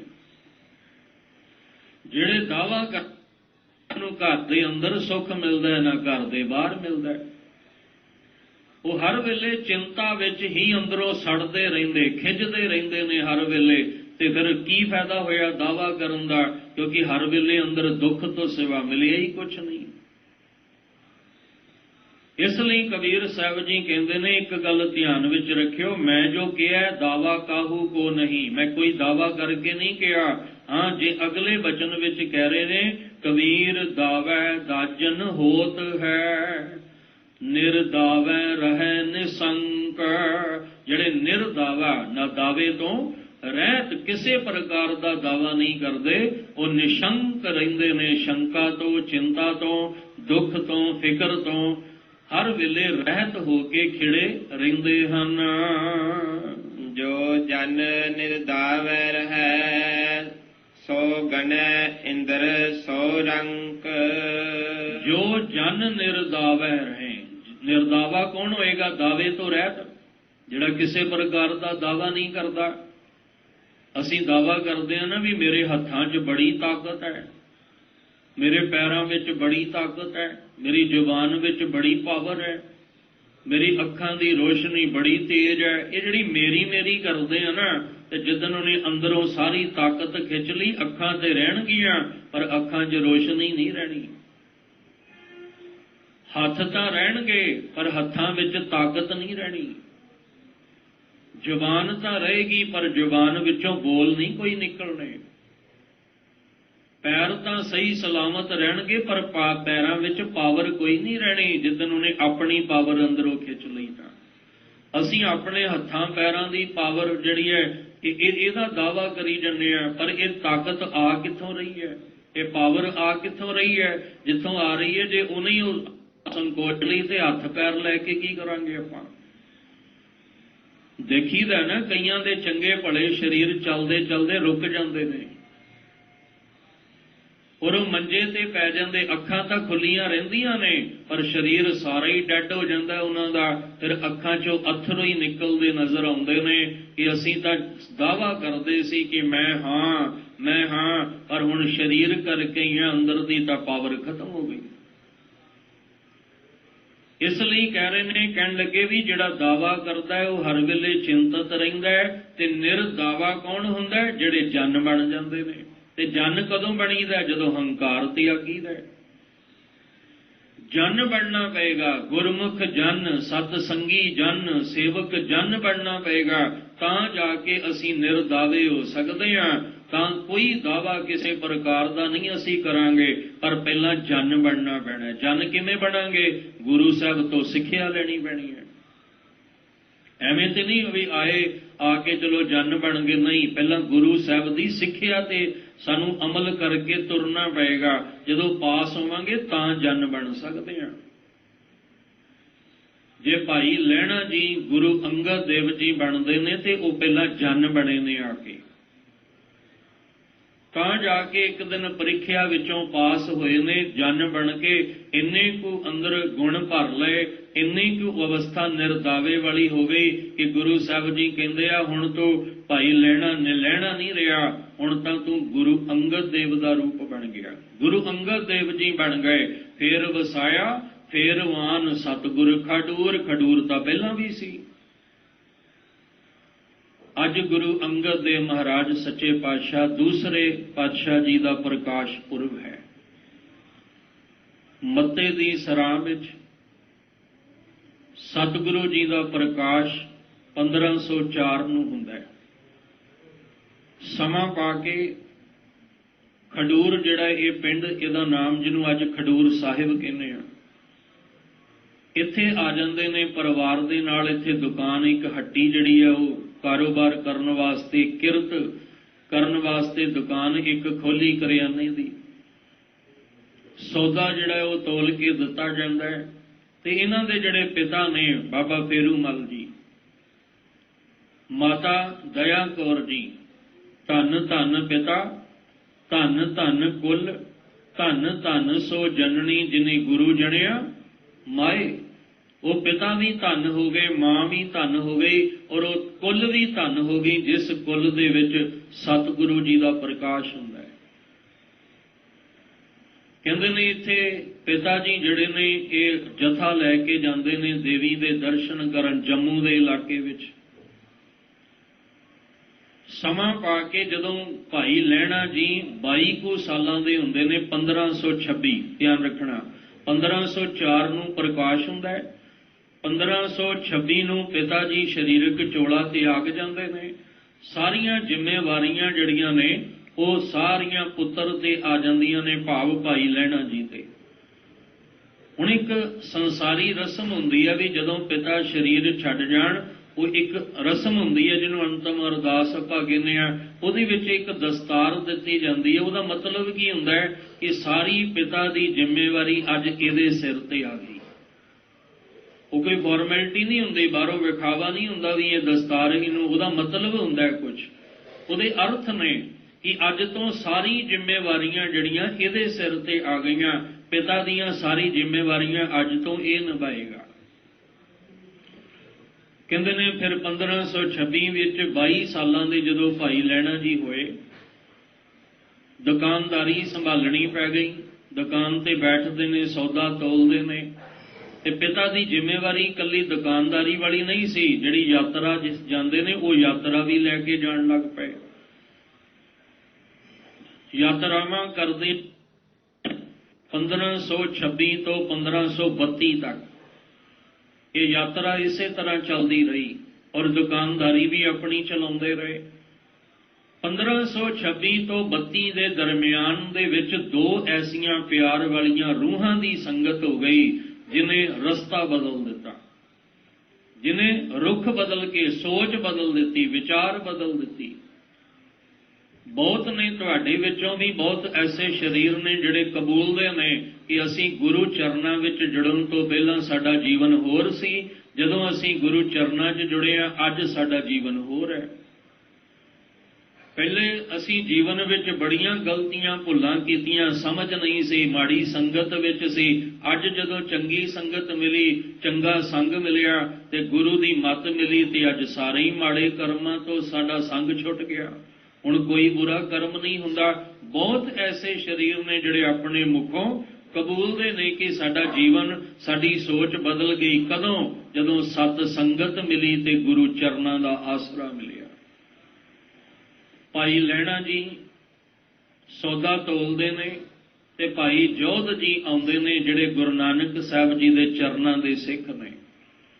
ਸਿੱਖਿਆ ਲੈ ਕੇ ਬਾਣੀ ਪੜ੍ਹਦੇ ਨੇ, ਕਿਉਂਕਿ ਸਿੱਖ ਦਾ ਕੰਮ ਹੈ ਬਾਣੀ ਪੜ੍ਹਨੀ, ਦੁੱਖ ਵੇਲੇ ਵੀ ਤੇ ਸੁੱਖ ਵੇਲੇ ਵੀ, ਖੁਸ਼ੀ ਵੇਲੇ ਵੀ, ਗਮ ਵੇਲੇ ਵੀ ਬਾਣੀ ਦਾ ਅਭਿਆਸ ਕਰਨਾ। ਟਾਈਮ, ਸਮਾਂ, ਦਿਨ ਜਿੱਦਾਂ ਦਾ ਮਰਜ਼ੀ ਹੋਵੇ, ਜੰਮਣ ਹੋਵੇ, ਮਰਨ ਹੋਵੇ, ਗੁਰੂ ਕਾ ਸਿੱਖ ਹਰ ਵੇਲੇ ਬਾਣੀ ਦਾ ਹੀ ਆਸਰਾ ਲੈਂਦਾ ਹੈ। ਅੱਜ ਵੀ ਜਿੰਨਾ ਮਰਜ਼ੀ ਇਹ ਸਮਾਂ ਜਿੱਦਾਂ ਦਾ ਮਰਜ਼ੀ ਹੋਵੇ, ਪਰ ਗੁਰੂ ਕੇ ਸਿੱਖ ਬਾਣੀ ਤੇ ਭਰੋਸਾ ਰੱਖਦੇ ਨੇ। ਇਹ ਸਤਿਗੁਰੂ ਜੀ ਮੋਕੋ ਤੋਂ ਭਰੋਸੋ ਇੱਕ ਗ੍ਰੰਥ ਮਹਾਰਾਜ ਪੇ। ਇੱਕ ਅੱਗੇ ਹੀ ਅਰਦਾਸ ਹੁੰਦੀ ਹੈ, ਤੁਮਰੀ ਸ਼ਰਨ ਤੁਮਾਰੀ ਆਸਾ ਤੁਮ ਹੀ, ਸੱਜਣ ਸੁਹੇਲੇ ਰਾਖੋ ਰਾਖਣ ਹਾਰ ਦਇਆਲਾ, ਨਾਨਕ ਘਰ ਕੇ ਗੋਲੇ। ਕਹਿੰਦੇ ਭਾਈ ਜੋਧ ਜੀ ਆਉਂਦੇ ਨੇ, ਕਦੇ ਜਪਜੀ ਸਾਹਿਬ ਦੀ ਬਾਣੀ ਪੜ੍ਹਦੇ ਨੇ ਤੇ ਕਦੀ ਆਸਾ ਕੀ ਵਾਰ ਦੀ ਬਾਣੀ ਪੜ੍ਹਦੇ ਨੇ। ਕੰਠ ਹੈ ਨਾ ਬਾਣੀ। ਕਹਿੰਦੇ ਕਦੇ ਬਾਣੀ ਦਾ ਪਾਠ ਕਰਦੇ, ਜਿੰਨਾ ਚਿਰ ਸੌਦਾ ਤੋਲਣਾ ਉਹਨਾਂ ਚਿਰ ਇਹਨਾਂ ਨੇ ਖਲੋ ਕੇ ਮੁਖ ਤੋਂ ਬਾਣੀ ਜਿਹੜੀ ਆ ਉਹਦਾ ਉਚਾਰਨ ਕਰੀ ਜਾਣਾ। ਤੇ ਭਾਈ ਲਹਿਣਾ ਜੀ ਨੇ ਸੌਦਾ ਤੋਲਦਿਆਂ ਇਹ ਬਾਣੀ ਸੁਣਨੀ। ਜਦੋਂ ਇਹ ਬਾਣੀ ਸੁਣਨੀ ਤੇ ਇਹਨਾਂ ਦੇ ਮਨ ਨੂੰ ਬੜੀ ਠੰਡ ਪੈਣੀ, ਬੜਾ ਮਨ ਨੂੰ ਸਕੂਨ ਮਿਲਣਾ ਕਿ ਜਿਹੜਾ ਮੈਨੂੰ ਪਿਤਾ ਜੀ ਦੇ ਸਰੀਰ ਛੱਡਣ ਤੋਂ ਬਾਅਦ ਜਦੋਂ ਮੈਂ ਇਹ ਦੁਕਾਨਦਾਰੀ ਸੰਭਾਲੀ ਤੇ ਯਾਤਰਾ ਦੀ ਜਿਹੜੀ ਜ਼ਿੰਮੇਵਾਰੀ ਸੰਭਾਲੀ, ਵੀ ਆਪ ਵੀ ਜਾਣਾ ਤੇ ਜਥੇ ਨੂੰ ਵੀ ਲੈ ਕੇ ਜਾਣਾ, ਇੰਨੇ ਸਾਲਾਂ ਵਿੱਚ 26 ਤੋਂ ਲੈ ਕੇ 32 ਤੱਕ, ਇੰਨੇ ਸਾਲਾਂ ਵਿੱਚ ਕਦੇ ਮਨ ਨੂੰ ਐਸਾ ਸਕੂਨ ਨਹੀਂ ਮਿਲਿਆ ਜਿਹੜਾ ਆਹ ਪਿਆਰਾ ਬਾਣੀ ਪੜ੍ਹਦਾ ਹੈ ਨਾ ਮੇਰੀ ਹੱਡੀ ਤੇ ਆ ਕੇ, ਤੇ ਜੋ ਇਹਦੇ ਮੁਖ ਤੋਂ ਬੋਲ ਨਿਕਲਦੇ ਨੇ ਇਹ ਸੁਣ ਕੇ ਜੋ ਮੈਨੂੰ ਠੰਡ ਮਿਲਦੀ ਹੈ, ਉਹ ਤਾਂ ਬਾਹਰ ਦੀ ਯਾਤਰਾ ਕਰਦਿਆਂ ਕਦੀ ਠੰਡ ਮਿਲੀ ਨਹੀਂ, ਸਕੂਨ ਮਨ ਨੂੰ ਕਦੇ ਮਿਲਿਆ ਹੀ ਨਹੀਂ, ਮਨ ਕਦੇ ਸ਼ਾਂਤ ਹੋਇਆ ਹੀ ਨਹੀਂ। ਅੰਮ੍ਰਿਤ ਬਾਣੀ ਹਰ ਹਰ ਤੇਰੀ ਸੁਣ ਸੁਣ ਹੋਵੇ, ਪਰਮ ਗਤ ਮੇਰੀ ਜਲਨ ਬੁਝੀ, ਸ਼ੀਤਲ ਹੋਏ ਮਨੁਆ, ਸਤਿਗੁਰ ਕਾ ਦਰਸ਼ਨ ਪਾਏ ਜਿਉ। ਅੰਦਰ ਦੀ ਜਲਨ ਬੁਝ ਜਾਂਦੀ ਹੈ ਜਦੋਂ ਵੀ ਆਉਣਾ ਬਾਣੀ ਸੁਣਨਾ ਤੇ ਅੰਦਰ ਸਕੂਨ ਮਿਲਣਾ। ਤੇ ਇੱਕ ਦਿਨ ਹੱਥ ਜੋੜ ਕੇ ਕਹਿੰਦੇ ਭਰਾਵਾ ਤੂੰ ਜਦੋਂ ਵੀ ਆਉਣਾ ਨਾ ਤੇ ਮੈਨੂੰ ਖੁਸ਼ੀ ਬੜੀ ਹੁੰਦੀ ਹੈ ਤੇਰੇ ਆਉਣ ਦੀ, क्यों? क्योंकि जदों तू सौदा इत्थे खलो के जिन्ना भी समा तू इत्थे खलोना तू जो भी बोलदा, मैनू नहीं पता तू की बोलदा, पर जो भी तू बोल रहा हुन्ना, जप रहा हुन्ना, मेरे मन नू सकून बड़ा मिलता है। ये की तू जपदा है, की तू बोलदा है? वो कहन लगे ये बाबे नानक दे घर दी बाणी है, ये खसम दी बाणी है, ये धुर दरगाह दी बाणी है। कित्थों मिली है? गुरु नानक साहब जी कित्थे ने? कहंदे करतारपुर विच नानक तपा जी रहिंदे ने। चलो संकेत मिल गया, रस्ता मिल गया। एक होर बड़ी प्यारी रूह आउंदी। ये दोवें रूहां पता किहड़ियां ने? जिनके चोले रतड़े प्यारे, जिन्हां ने अंदरों रतड़े होए ने। असीं तां बाहरों रते होण दा दावा करदे आ ना कि मैं गुरु दा सिख हां, मैं भगत हां, मैं सेवक हां। असीं दावे बाहरों करदे हां ते अंदरों तपदे रहिंदे आ, अंदरों दुखी ते परेशान रहिंदे आ। पर जिहड़ी रंग रतड़ी रूह होवे वो कदे दावा नहीं करदी, कदे वो दावा नहीं करदी। जिनके चोले रतड़े प्यारे, कंत तिना के पास, धूड़ तिना की जे मिले जी, कहो नानक की अरदास। कहंदे असीं ओदी संगत लिया करिए, क्योंकि कंत असल विच उहदे पास। जिहड़े दावे करदे ने उन्हां कोल कंत नहीं हुंदा, ते जिहड़े दावा नहीं करदे असल विच कंत उन्हां कोल हुंदा है। बस यही साडा भुलेखा है। अज बड़े बैठे ने दावा करन वाले, असीं रब पा लिया, सानू रब मिल गया, ते जिन्हों मिल जांदा वो दावा ते करदा ही कोई नहीं। जिन्हों उस मालक दीयां बख्शिशां मिल जाण वो कदे दावा ते करदा ही नहीं है, उहदे अंदर ते मैं रह ही नहीं जांदे। ते जिहड़ा दावा करदा है असल विच उहनूं हजे रब दी प्राप्ति होई नहीं है, उहनूं हजे बख्शिश मिली नहीं है। कहंदे ने सौदा तोलण तोलदे ने भाई जोध कोलों संकेत मिल गया नानक तपा जी दा। हुण एक बड़ी प्यारी रूह है भाई शीहां। भाई शीहां दिहाड़ी लाउंदे, क्योंकि गुरु साहब कहंदे सिखो जे तुसीं सिੱਖਿਆ ਲੈਣੀ ਆ ਤਾਂ किरत करनी, मेहनत करनी भी जरूरी है। जे मेहनत करोगे तो मेहनत का फल भी तुहानू जरूर मिलेगा। भावें तुसीं नाम दे अभ्यासी बन के मेहनत करो, भावें बाहर दा गुजरान करन लई तुसीं मेहनत करो, किरत करो, नाम जपो, वंड छको। ये जिहड़ी दो प्यार वालियां रूहां ने एक तिन्ने काम करदियां ने, किरत भी करदियां ने, नाम भी जपदियां ने, ते समा पै के वंड के भी छकदियां ने। अज भाई शीहां जी आए, पैसे बड़े थोड़े सी, ते जिन्ने थोड़े पैसे लैके जावांगे सौदा भी उन्ना ही घट मिलेगा। भाई लैणा जी कहंदे आ भी शीहां जी तुसीं आए हो पर पैसे बड़े घट ने, मैं की दियां तुहानू? इहदा आटा भी पूरा नहीं आउणा, इहदे बदले घिओ नमक जो तुसीं लैणा वो भी पूरा नहीं आउणा, मैं की दियां तुहानू? कहंदे भरावा की करिए, दिहाड़ी इन्नी को लगी है, जिन्नी मेहनत की उन्नी दिहाड़ी मिल गई, उन्ने पैसे मैं तेरे अगे रख दिते, हुण जिन्ने रखे ने तू उन्ना ही आटा दे, भावें थोड़ा ही दे दे। ते मन विच आया भी क्यों ना मैं थोड़ा वध दे दियां। ते भाई शीहां ने आख्या सी भाई लैणा जी एक काम ध्यान विच, गल ध्यान विच रखियो, जिन्ने पैसे दिते ने सौदा भी उन्ना ही लेना, मैं अपने हक दा लेना, मैं तुहाडे हक दा नहीं लेना। कहंदे वो क्यों? नानक जी ने मैनू सिक्ख्या दिती है ना, सबर ते संतोख मेरे अंदर भरिया है। उन्हें मैनू एक गल समझाई है, हक पराया नानका उस सूअर उस गाय, गुर पीर हम तां भरै जां मुरदार न खाए। कहने लगे मैं अपना हक जिहड़ा है, अपना हक लेना, तेरा हक नहीं। भाई लैणा जी बड़े प्रभावित हो गए भी कैसा सबर वाला इंसान है, किन्ना इहदे विच सबर है। अज जिहड़े माहौल चों आपां निकलदे आ ना, अज पता लगदा भी किहदे अंदर किन्ना कुछ सबर है। अज वेखण नूं मिलदा है कि बंदे नूं सिर्फ अपणियों ही परवाह है कि दुनिया दी भी परवाह है, कि बंदा कहंदा बस मैं ही अपना झोला भर लवां, अपना घर कर लवां, मेरे वल्लों कोई भुखा रहिंदा रही जाए जिद्दां मर्जी। वो फिर पता लगदा भी किन्ने को सबर वाला है। पर गुरु नानक साहब दे घर विच सबर ते संतोख दी इन्नी बख्शिश है, इन्नी बख्शिश है कि गुरु घर दे विचों दी विशाल रूप विच जिहड़ा वो लंगर तैयार होके वंडिया जांदा है। क्यों? क्योंकि ये सबर दी निशानी है। ਇਹ ਸਬਰ ਤੇ ਸੰਤੋਖ ਵਿੱਚ ਹੀ ਵੰਡਿਆ। ਲੋਭ ਵਿੱਚ ਕਦੇ ਵੰਡਿਆ ਵੇਖਿਆ ਕਿਸੇ ਨੂੰ? ਕਿ ਜਿਹੜਾ ਲੋਭੀ ਹੋਵੇ ਉਹ ਵੰਡਦਾ ਨਹੀਂ। ਲੋਭ ਤਾਂ ਆਪਣਾ ਭਰਦਾ ਹੈ ਤੇ ਸੰਤੋਖ ਦੂਜਿਆਂ ਦਾ ਭਰਦਾ ਹੈ। ਸਬਰ ਵਾਲਾ ਦੂਜਿਆਂ ਦੇ ਘਰ ਭਰਦਾ ਹੈ, ਆਪਣਾ ਨਹੀਂ। ਇੱਥੇ ਕਹਿੰਦੇ ਨੇ ਚਲੋ ਥੋੜਾ ਜਿਹਾ ਆਟਾ ਮਿਲਿਆ, ਥੋੜਾ ਜਿਹਾ ਘਿਓ ਨਮਕ ਮਿਲਿਆ, ਲੈ ਕੇ ਤੁਰ ਪਏ ਘਰ। ਹੁਣ ਭਾਈ ਲਹਿਣਾ ਜੀ ਦਾ ਮਨ ਟਿਕਿਆ ਨਹੀਂ ਵੀ ਇਹ ਕਿੱਦਾਂ, ਘਰ ਦੇ ਵਿੱਚ 3 ਜੀ ਨੇ, ਛੋਟਾ ਬੱਚਾ ਇਹਨਾਂ ਦੇ ਕੋਲ ਹੈ, ਇਹ ਕਿਵੇਂ ਖਾਣਗੇ? ਮੈਨੂੰ ਸਮਝ ਨਹੀਂ ਆ ਰਹੀ ਵੀ 3 ਜਾਣੇ ਜਿਹੜੇ ਨੇ, ਚਲੋ ਬੱਚਾ ਛੋਟਾ ਹੈ, 2 ਜਾਣੇ ਵੀ ਜੇ ਖਾਣ ਤਾਂ ਕਿਵੇਂ ਖਾਣਗੇ? ਵੰਡ ਕੇ ਆਪਸ ਵਿੱਚ ਇੱਕ ਜਾਣੇ ਨੂੰ ਭੁੱਖਾ ਰਹਿਣਾ ਪਏਗਾ। ਮਨ ਅੰਦਰ ਟਿਕਿਆ ਨਹੀਂ, ਮਗਰ ਤੁਰ ਪਏ।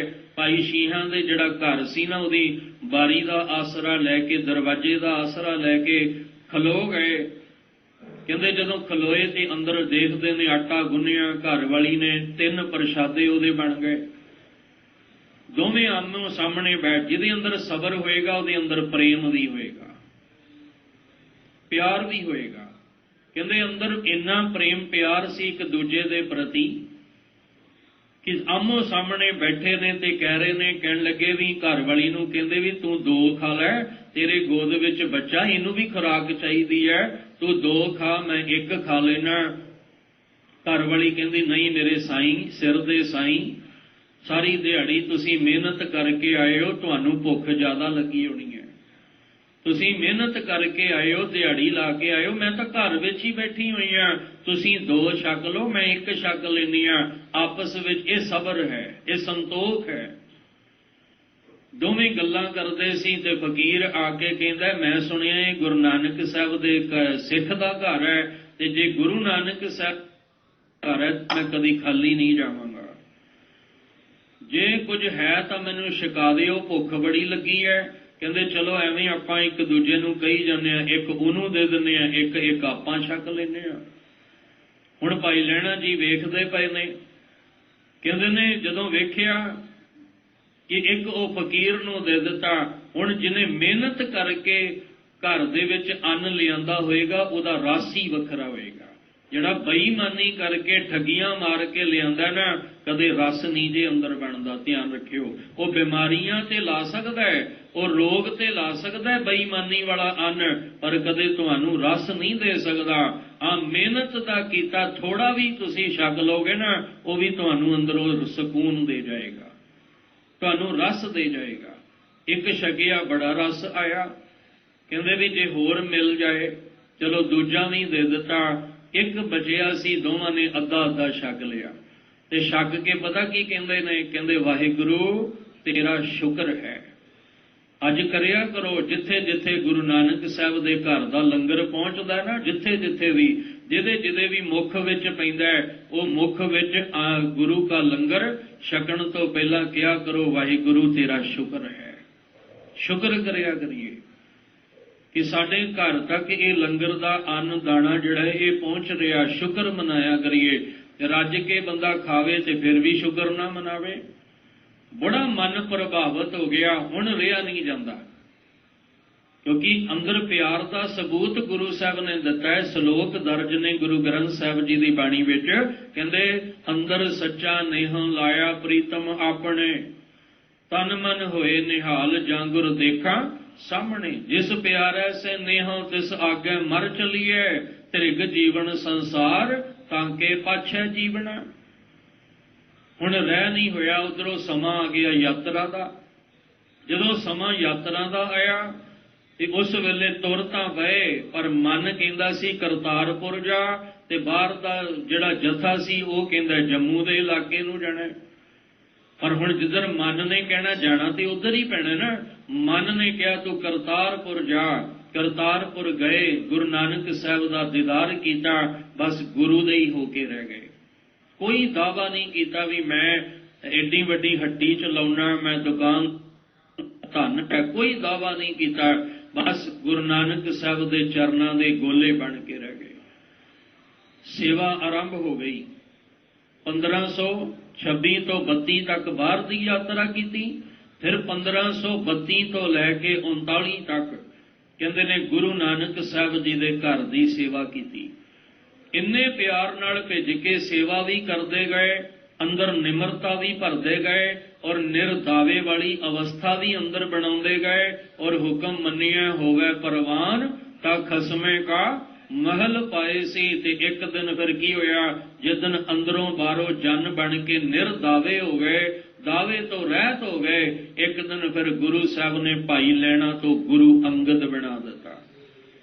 ਹਾਲਾਂਕਿ ਘਰ ਵਿੱਚ ਸ਼੍ਰੀ ਚੰਦ ਜੀ ਤੇ ਲਖਮੀ ਦਾਸ ਜੀ ਦੋ ਪੁੱਤਰ ਮੌਜੂਦ ਨੇ ਗੁਰੂ ਨਾਨਕ ਸਾਹਿਬ ਦੇ, ਪਰ ਉਹ ਕੀ ਕਰਦੇ ਸੀ, ਉਹ ਦਾਵਾ ਕਰਦੇ ਸੀ ਕਿ ਅਸੀਂ ਗੁਰੂ ਨਾਨਕ ਸਾਹਿਬ ਦੇ ਪੁੱਤਰ ਹਾਂ, ਸਾਨੂੰ ਕੀ ਲੋੜ ਹੈ, ਸਾਨੂੰ ਇਹ ਕੀ ਲੋੜ ਹੈ ਸੇਵਾ ਦੀ। ਉਹ ਦਾਵਾ ਕਰਦਿਆਂ ਹੀ ਦਾਵੇ ਵਿੱਚ ਹੀ ਰਹਿ ਗਏ। ਤੇ ਭਾਈ ਲਹਿਣਾ ਜੀ ਆਏ, ਆ ਕੇ ਨਿਰਦਾਵੇ ਵਾਲੀ ਅਵਸਥਾ ਬਣਾ ਲਈ ਤੇ ਸਾਰਾ ਕੁਝ ਗੁਰੂ ਨਾਨਕ ਸਾਹਿਬ ਜੀ ਦੇ ਘਰੋਂ ਪਾ ਕੇ ਗੁਰੂ ਅੰਗਦ ਦੇਵ ਜੀ ਦਾ ਰੂਪ ਬਣ ਗਏ। ਫਿਰ ਵਸਾਇਆ, ਫਿਰ ਵਾਣ ਸਤਿਗੁਰ ਖਡੂਰ, ਫਿਰ ਖਡੂਰ ਸਾਹਿਬ ਆ ਕੇ ਦੋ ਲੰਗਰ ਵਰਤਾਏ, ਇੱਕ ਸ਼ਬਦ ਦਾ ਲੰਗਰ, ਇੱਕ ਅੰਨ ਦਾ ਲੰਗਰ। ਬੀਬੀ ਖੀਵੀ ਜੀ ਜਿਹੜੇ ਗੁਰੂ ਅੰਗਦ ਦੇਵ ਮਹਾਰਾਜ ਜੀ ਦੇ ਘਰੋਂ ਨੇ, ਉਹ ਅੰਨ ਦਾ ਲੰਗਰ ਵਰਤਾਉਂਦੇ ਪਏ ਨੇ ਤੇ ਗੁਰੂ ਅੰਗਦ ਦੇਵ ਜੀ ਸ਼ਬਦ ਦਾ ਲੰਗਰ ਵਰਤਾਉਂਦੇ ਪਏ ਨੇ। ਦੋਵੇਂ ਲੰਗਰ ਜਿਹੜੇ ਨੇ ਗੁਰੂ ਸਾਹਿਬ ਦੇ ਘਰ ਵਿੱਚ ਵਰਤ ਰਹੇ ਨੇ। ਜਿਹੜਾ ਵੀ ਭਾਵਨਾ ਪਿਆਰ ਵਾਲਾ ਆਉਂਦਾ ਹੈ, ਸਤਿਗੁਰੂ ਜੀ ਉਹਨੂੰ ਇਹੀ ਸਿੱਖਿਆ ਦਿੰਦੇ ਨੇ ਕਿ ਦਾਵਾ ਨਹੀਂ ਕਰਨਾ, ਨਿਰਦਾਵੇ ਹੋ ਕੇ ਰਹਿਣਾ, ਜਨ ਬਣ ਕੇ ਰਹੋਗੇ ਤੇ ਬੜੀਆਂ ਬਖਸ਼ਿਸ਼ਾਂ, ਬੜੀਆਂ ਰਹਿਮਤਾਂ ਤੁਸੀਂ ਪਾਓਗੇ। ਇੱਥੇ ਗੁਰੂ ਸਾਹਿਬ ਨੇ ਫਿਰ ਗੁਰਮੁਖੀ ਅੱਖਰਾਂ ਦੀ ਬਣਤਰ ਬਣਾਈ। ਉਹਨਾਂ ਗੁਰਮੁਖੀ ਅੱਖਰਾਂ ਦੀ ਬਣਤਰ ਬਣਾ ਕੇ ਸਾਨੂੰ ਬਹੁਤ ਵੱਡੀ ਦੇਣ ਗੁਰੂ ਅੰਗਦ ਦੇਵ ਮਹਾਰਾਜ ਜੀ ਨੇ ਦਿੱਤੀ। ਔਰ ਇਹ ਨਹੀਂ ਬਣਾਈ ਨਹੀਂ, ਸਗੋਂ ਬੱਚਿਆਂ ਨੂੰ ਇਕੱਠਾ ਕਰਕੇ ਉਹਨਾਂ ਨੂੰ ਗੁਰਮੁਖੀ ਅੱਖਰ ਵੀ ਸਿਖਾਉਂਦੇ ਨੇ। ਅੱਜ ਲੋੜ ਹੈ ਸਾਡੇ ਬੱਚਿਆਂ ਨੂੰ ਕਿ ਅਸੀਂ ਜੇ ਗੁਰਬਾਣੀ ਨਾਲ ਜੁੜਨਾ ਹੈ ਤਾਂ ਸਾਨੂੰ ਗੁਰਮੁਖੀ ਅੱਖਰਾਂ ਦਾ ਗਿਆਨ ਹੋਣਾ ਜ਼ਰੂਰੀ ਹੈ। ਕਿਉਂਕਿ ਅੱਜ ਫੈਸ਼ਨ ਦੇਖੋ, ਫੈਸ਼ਨ ਦੇ ਦੌਰ ਵਿੱਚ ਸਾਡੇ ਧੀਆਂ ਪੁੱਤਰ ਬੜੇ ਅੱਗੇ ਲੰਘ ਗਏ ਸੀ, ਪਰਵਾਹ ਹੀ ਕੋਈ ਨਹੀਂ ਸੀ ਕਰਦੇ। ਨਾ ਉਹਨਾਂ ਨੂੰ ਪਹਿਨਣ ਦਾ ਕੋਈ ਪਤਾ ਸੀ, ਨਾ ਖਾਣ ਦਾ ਪਤਾ ਸੀ, ਨਾ ਉਹਨਾਂ ਨੂੰ ਗੁਰੂ ਦੇ ਚਰਨਾਂ 'ਚ ਆਉਣ ਦਾ ਕੋਈ ਰਹਿਣ ਸਹਿਣ ਬਹਿਣ ਦਾ ਢੰਗ ਤਰੀਕਾ ਪਤਾ ਸੀ। ਇਹ ਸਭ ਕੁਝ ਕਲੋਜ਼ ਹੋ ਗਿਆ ਨਾ, ਸਭ ਕੁਝ ਰੁਕ ਗਿਆ। ਅੱਜ ਨਾ ਸਾਡਾ ਅੱਜ ਚਿੱਤ ਕਰਦਾ ਵੀ ਵਧੀਆ ਕੱਪੜਾ ਪਾਈਏ, ਵਧੀਆ ਰਹੀਏ, ਖਾਈਏ ਪੀਏ, ਕਿਉਂਕਿ ਮਾਹੌਲ ਹੀ ਐਸਾ ਬਣ ਗਿਆ। ਤੇ ਗੁਰੂ ਸਾਹਿਬ ਤਾਂ ਕਹਿੰਦੇ ਤੂੰ ਸਾਦਾ ਖਾ, ਸਾਦਾ ਜੀਵਨ ਬਣਾ, ਸਾਦੇ ਢੰਗ ਵਿੱਚ ਰਹਿ ਜੇ ਤੂੰ ਆਪਣੇ ਜੀਵਨ ਦੀਆਂ ਖੁਸ਼ੀਆਂ ਮੰਨਣੀਆਂ। ਵੱਖ-ਵੱਖ ਥਾਵਾਂ ਤੇ ਗੁਰਮਤਿ ਵਿਦਿਆਲੇ ਇਸੇ ਲਈ ਖੋਲ੍ਹੇ ਗਏ ਕਿ ਬੱਚਿਆਂ ਨੂੰ ਗੁਰਮੁਖੀ ਅੱਖਰ ਦਾ ਗਿਆਨ ਹੋਵੇ ਤੇ ਉਹ ਗੁਰਬਾਣੀ ਨਾਲ ਪਿਆਰ ਕਰ ਸਕਣ। ਗੁਰਦੁਆਰਾ ਦੁੱਖ ਨਿਵਾਰਨ ਸਾਹਿਬ ਇਸ ਅਦਾਰੇ ਹੇਠ ਵੀ ਇੱਕ ਵਿਦਿਆਲੇ ਹੈ, ਭਾਈ ਗੁਰਦਾਸ ਗੁਰਮਤਿ ਮਿਸ਼ਨਰੀ ਕਾਲਜ, ਜਿੱਥੇ ਗੁਰਮਤਿ ਦੀ ਵਿਦਿਆ ਬੱਚਿਆਂ ਨੂੰ ਦਿੱਤੀ ਜਾਂਦੀ ਹੈ। ਗੁਰਮੁਖੀ ਅੱਖਰਾਂ ਦੀ ਪਹਿਚਾਣ, ਗੁਰਬਾਣੀ ਦੀ ਸੰਥਿਆ, ਕੀਰਤਨ ਔਰ ਤਬਲੇ ਦੀ ਸਿਖਲਾਈ ਦਿੱਤੀ ਜਾਂਦੀ ਹੈ। ਕਿਸ ਕਰਕੇ ਕਿ ਗੁਰੂ ਘਰ ਦੇ ਨਾਲ ਸਾਡੇ ਬੱਚੇ ਜੁੜੇ ਰਹਿਣ। ਔਰ ਜਿਹੜੇ ਭਾਈ ਸਾਹਿਬ ਤੁਹਾਨੂੰ ਕਬੀਰ ਜੀ ਦੇ ਸ਼ਲੋਕ ਸੁਣਾ ਰਹੇ ਨੇ ਨਾ, ਇਹ ਵੀ ਭਾਈ ਗੁਰਦਾਸ ਮਿਸ਼ਨਰੀ ਕਾਲਜ ਦੇ ਵਿਦਿਆਰਥੀ ਨੇ। ਹੁਣ ਉਹ ਗੁਰਬਾਣੀ ਨਾਲ ਜੁੜ ਗਏ। ਗੁਰਬਾਣੀ ਦੀ ਜਿਹੜੇ ਸ਼ਲੋਕ ਤੁਹਾਨੂੰ ਪੜ੍ਹ ਕੇ ਸੁਣਾ ਰਹੇ ਨੇ, ਉਹ ਤਾਂ ਧੰਨ ਹੋਏ, ਉਹਨਾਂ ਦੇ ਮਾਂ-ਬਾਪ ਵੀ ਧੰਨ ਹੋ ਗਏ। ਜਦੋਂ ਪਤਾ ਲੱਗੇਗਾ ਉਹ ਕਹਿਣਗੇ ਵੀ ਤੁਹਾਡਾ ਬੱਚਾ ਕਿੰਨਾ ਗੁਣਵਾਨ ਹੈ ਜਿਹੜਾ ਗੁਰੂ ਨਾਲ ਜੁੜਿਆ ਹੋਇਆ ਹੈ। ਸਾਰੀ ਦੁਨੀਆ ਅੱਜ ਵੇਖ ਰਹੀ ਹੈ, ਪਰ ਉਹ ਕੌਣ? ਮਾਂ-ਬਾਪ ਨੇ ਭੇਜਿਆ ਆਪਣੇ ਨਾਲੋਂ ਥੋੜਾ ਸਮਾਂ ਅਲੱਗ ਕਰਕੇ। ਕਿਉਂ? ਕਿਉਂਕਿ ਸਾਡੇ ਪਿਆਰ ਦੇ ਨਾਲ ਨਾਲ ਤੈਨੂੰ ਗੁਰੂ ਦਾ ਪਿਆਰ ਵੀ ਚਾਹੀਦਾ ਹੈ, ਤੈਨੂੰ ਗੁਰਬਾਣੀ ਦਾ ਪਿਆਰ ਵੀ ਚਾਹੀਦਾ ਹੈ। ਤੇ ਜਿੱਥੇ ਗੁਰਬਾਣੀ ਦੇ ਪਿਆਰ ਨੇ ਸੁੱਖ ਦੇਣਾ, ਉਹ ਅਸੀਂ ਵੀ ਨਹੀਂ ਦੇ ਸਕਦੇ। ਜਿੱਥੇ ਗੁਰੂ ਨੇ ਮਾਈ ਬਾਪ ਬਣ ਕੇ ਕਿਰਪਾ ਕਰਨੀ, ਉੱਥੇ ਅਸੀਂ ਵੀ ਕਿਰਪਾ ਨਹੀਂ ਕਰ ਸਕਦੇ। ਭਾਈ ਲਹਿਣਾ ਜੀ ਗੁਰੂ ਅੰਗਦ ਦੇਵ ਜੀ ਦਾ ਰੂਪ ਬਣੇ। ਗੁਰੂ ਅੰਗਦ ਸਾਹਿਬ ਜੀ ਨੇ ਬੱਚਿਆਂ ਨੂੰ ਖਡੂਰ ਸਾਹਿਬ ਇਕੱਠਾ ਕਰਕੇ ਗੁਰਬਾਣੀ ਅੱਖਰ ਸਿਖਾਏ। ਤੇ ਜਿਹੜੇ ਨੌਜਵਾਨ ਸੀ ਉਹਨਾਂ ਲਈ ਅਖਾੜੇ ਲਾ ਕੇ ਕੁਸ਼ਤੀਆਂ ਕਰਵਾਈਆਂ ਵੀ ਤੁਸੀਂ ਮਾੜੀ ਸੰਗਤ ਵਿੱਚ ਨਾ ਪੈ ਜਾਇਓ। ਅੱਜ ਵੀ ਲੋੜ ਹੈ ਬੱਚਿਆਂ ਨੂੰ ਗੁਰਮੁਖੀ ਅੱਖਰ ਸਿਖਾਈਏ ਤੇ ਨੌਜਵਾਨ ਜਿਹੜੇ ਨੇ ਇਹਨਾਂ ਨੂੰ ਗੁਰੂ ਘਰ ਨਾਲ, ਬਾਣੀ ਨਾਲ ਜੋੜੀਏ ਤਾਂ ਕਿ ਇਹ ਨਸ਼ਿਆਂ ਵੱਲ ਨਾ ਪੈ ਜਾਣ। ਗੁਰੂ ਸਾਹਿਬ ਨੇ ਇੱਥੇ ਰਹਿ ਕੇ ਬੜੀਆਂ ਬਖਸ਼ਿਸ਼ਾਂ ਵਰਤਾਈਆਂ। ਸਮੇਂ ਮੁਤਾਬਕ ਗੱਲ ਕਰਾਂ ਕਿ ਅੱਜ ਦੇ ਦਿਨ ਗੁਰੂ ਅੰਗਦ ਦੇਵ ਮਹਾਰਾਜ ਜੀ ਦਾ ਪ੍ਰਕਾਸ਼ ਜਿਹੜਾ ਹੋਇਆ, ਅੱਜ ਗੁਰੂ ਸਾਹਿਬ ਦਾ ਪ੍ਰਕਾਸ਼ ਦਿਹਾੜਾ ਤੇ ਆਪ ਸਮੁੱਚੀ ਸੰਗਤ ਨੂੰ ਗੁਰਦੁਆਰਾ ਦੁੱਖ ਨਿਵਾਰਨ ਸਾਹਿਬ ਸਮੁੱਚੀ ਪ੍ਰਬੰਧਕ ਕਮੇਟੀ ਵੱਲੋਂ ਗੁਰੂ ਸਾਹਿਬ ਜੀ ਦੇ ਪ੍ਰਕਾਸ਼ ਪੁਰਬ ਦੀਆਂ ਬਹੁਤ ਬਹੁਤ ਵਧਾਈਆਂ। ਅਸੀਂ ਵੀ ਨਿਰਦਾਵੇ ਹੋਣਾ, ਜਨ ਬਣਨਾ। ਹੁਣ ਕਬੀਰ ਜੀ ਦੇ ਸ਼ਲੋਕ ਵੱਲ ਵਾਪਸ ਆ ਜਾਓ, ਸਮਾਂ ਵੀ ਸਮਾਪਤ ਹੈ। ਕਬੀਰ ਜੀ ਨੇ ਜੋ ਗੱਲ ਕਹੀ, ਕਹਿੰਦੇ ਨਿਰਦਾਵਾ ਕੌਣ ਹੋਏਗਾ? ਜਿਹੜਾ ਕਹੇਗਾ ਵੀ ਮੈਨੂੰ ਕਿਸੇ ਚੀਜ਼ ਦਾ ਦਾਵਾ ਕਰਕੇ ਮੈਂ ਆਪਣੇ ਤੇ ਮਾਣ ਨਹੀਂ ਕਰਦਾ ਵੀ ਇਹ ਮੇਰਾ, ਇਹ ਮੇਰਾ, ਇਹ ਮੇਰਾ, ਉਹ ਮੈਂ ਮਾਣ ਕਰਦਾ ਹੀ ਨਹੀਂ ਹੈ, ਕਿਉਂਕਿ ਮੇਰਾ ਹੈ ਹੀ ਕੁਛ ਨਹੀਂ। ਮੈਨੂੰ ਤਾਂ ਸਮਝ ਆ ਗਈ ਗੁਰਬਾਣੀ ਪੜ੍ਹਦਿਆਂ ਪ੍ਰਾਣੀ ਕਿਆ ਮੇਰਾ ਕਿਆ ਤੇਰਾ, ਜੈਸੇ ਤਰਵਰ ਪੰਖ ਬਸੇਰਾ। ਮੈਨੂੰ ਸਮਝ ਆ ਗਈ ਤੇ ਮੈਂ ਦਾਵਾ ਕਿਸ ਗੱਲ ਦਾ ਕਰਾਂ? ਆਪਣੀ ਜ਼ਮੀਨ ਦਾ ਦਾਵਾ ਕਰਾਂ, ਘਰ ਦਾ ਦਾਵਾ ਕਰਾਂ, ਧਨ ਸੰਪਤੀ ਦਾ ਦਾਵਾ ਕਰਾਂ, ਆਪਣੇ ਭੈਣ ਭਰਾਵਾਂ ਦਾ, ਮਿੱਤਰਾਂ ਦਾ ਦਾਵਾ ਕਰਾਂ, ਜਾਂ ਮੈਨੂੰ ਜੋ ਦੁਨੀਆ 'ਚ ਉੱਚੇ ਅਹੁਦੇ ਮਿਲੇ ਉਹਦਾ ਦਾਵਾ ਕਰਾਂ? ਕਾਹਦਾ ਦਾਵਾ ਕਰਾਂ? ਮੇਰੇ ਪੱਲੇ ਤੇ ਹੈ ਹੀ ਕੁਛ ਨਹੀਂ। ਜੋ ਕੀਤਾ ਉਸ ਮਾਲਕ ਨੇ ਕੀਤਾ, ਉਹਦੀ ਮਿਹਰ, ਉਹਦੀ ਕਿਰਪਾ ਨਾਲ ਇਹ ਬਖਸ਼ਿਸ਼ਾਂ ਮੇਰੀ ਝੋਲੀ ਵਿੱਚ ਪਈਆਂ ਨੇ, ਵਰਨਾ ਮੇਰੇ ਵਿੱਚ ਤਾਂ ਗੁਣ ਹੈ ਹੀ ਕੋਈ ਨਹੀਂ ਦਾਵਾ ਕਰਨ ਵਾਸਤੇ। ਤੇ ਅਵਗੁਣਾਂ ਦਾ ਦਾਵਾ ਕੋਈ ਵੀ ਨਹੀਂ ਕਰਦਾ। ਕੋਈ ਹੈ ਜਿਹੜਾ ਬੁਰਾਈ ਦਾ ਦਾਵਾ ਕਰਦਾ ਹੋਵੇ ਵੀ ਮੈਂ ਦਾਵਾ ਕਰਦਾ ਮੇਰੇ 'ਚ ਇੰਨੀਆਂ ਬੁਰਾਈਆਂ ਨੇ? ਕੋਈ ਹੈ ਜਿਹੜਾ ਉੱਠ ਕੇ ਕਹੇ ਦਾਵਾ ਕਰਕੇ ਵੀ ਮੈਂ ਇੰਨਾ ਮਾੜਾ, ਮੈਂ ਸ਼ੈਤਾਨ ਆ, ਮੈਂ ਇਨਸਾਨ ਨਹੀਂ, ਮੈਂ ਸ਼ੈਤਾਨ ਆ? ਇਹ ਦਾਅਵੇ ਨਹੀਂ ਅਸੀਂ ਕਰਦੇ। ਅਸੀਂ ਦਾਅਵੇ ਕਰਦੇ ਹਾਂ ਚੰਗਿਆਈਆਂ ਦੇ।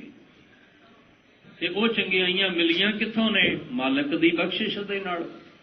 ਇਸ ਲਈ ਜਿਹੜਾ ਜਨ ਬਣੇਗਾ ਉਹੀ ਨਿਰਦਾਵੇ ਹੋ ਸਕਦਾ ਹੈ। ਜਿਹੜਾ ਜਨ ਨਹੀਂ ਬਣਦਾ ਉਹ ਕਦੇ ਨਿਰਦਾਵਾ ਨਹੀਂ ਹੋ ਸਕਦਾ। ਉਹ ਤੇ ਦਾਅਵਿਆਂ ਨਾਲ ਹੀ ਭਰਿਆ ਰਹਿੰਦਾ ਹੈ। ਮੈਂ ਦਾਅਵਾ ਕਰਦਾ, ਮੈਂ ਆਹ ਹਾਂ, ਮੈਂ ਉਹ ਹਾਂ, ਉਹ ਮੈਂ ਕਰਦੀ ਹੀ ਦੁਨੀਆ ਤੋਂ ਤੁਰ ਜਾਂਦਾ ਹੈ। ਕਬੀਰ ਸਾਹਿਬ ਜੀ ਕਹਿੰਦੇ ਜੋ ਜਨ ਨਿਰਦਾਵੈ ਰਹੈ, ਜਿਹੜੇ ਜਨ ਬਣ ਕੇ ਨਿਰਦਾਵੇ ਹੋ ਜਾਂਦੇ, ਕੋਈ ਕਿਸੇ ਪ੍ਰਕਾਰ ਦਾ ਦਾਵਾ ਨਹੀਂ ਕਰਦੇ।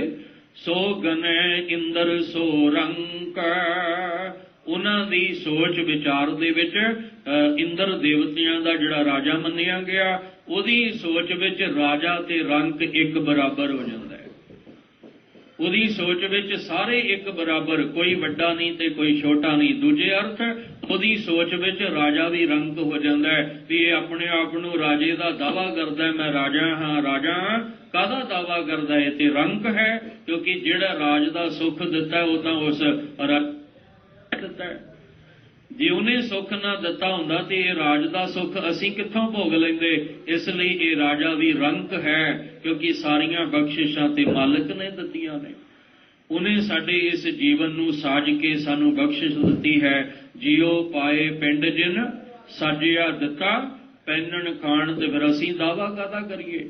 ਇਸ ਲਈ ਨਿਰਦਾਵੇ ਹੋ ਕੇ ਗੁਰੂ ਸਾਹਿਬ ਦੇ ਚਰਨਾਂ 'ਚ ਭਿਖਾਰੀ ਮੰਗਤਾ ਬਣ ਕੇ ਆਈਏ ਤੇ ਸਰਬ ਰਸ ਨਾਮ ਜਿਹੜਾ ਹੈ ਇਹਦੀ ਪ੍ਰਾਪਤੀ ਕਰਨ ਲਈ ਨਿਮਾਣੇ ਹੋ ਕੇ ਅਰਦਾਸ ਕਰੀਏ ਕਿ ਮਾਲਕ ਜੀ ਵਿਣ ਤੁਧ ਹੋਰ ਜੇ ਮੰਗਣਾ, ਸਿਰ ਦੁੱਖਾਂ ਕੈ ਦੁੱਖ ਦੇਹ ਨਾਮ ਸੰਤੋਖੀਆ, ਉਤਰੈ ਮਨ ਕੀ ਭੁੱਖ ਵਿਸਰ ਨਹੀਂ, ਦਾਤਾਰ ਆਪਣਾ ਨਾਮ ਦੇਹੋ, ਗੁਣ ਗਾਵਾਂ ਦਿਨ ਰਾਤ ਨਾਨਕ ਚਾਹੋ ਇਹੋ। ਇਹ ਮੰਗ ਆਪਾਂ ਗੁਰੂ ਸਾਹਿਬ ਅੱਗੇ ਰੱਖ ਕੇ ਜਨ ਬਣ ਕੇ ਨਿਰਦਾਵੇ ਹੋ ਜਾਈਏ, ਜਿਹਦੇ ਨਾਲ ਲੋਕ ਸੁਖੀਏ ਪਰਲੋਕ ਸੁਹੇਲੇ, ਨਾਨਕ ਹਰਿ ਪ੍ਰਭ ਆਪੇ ਮਿਲੇ ਜੀਵਨ ਬਣ ਸਕੇ।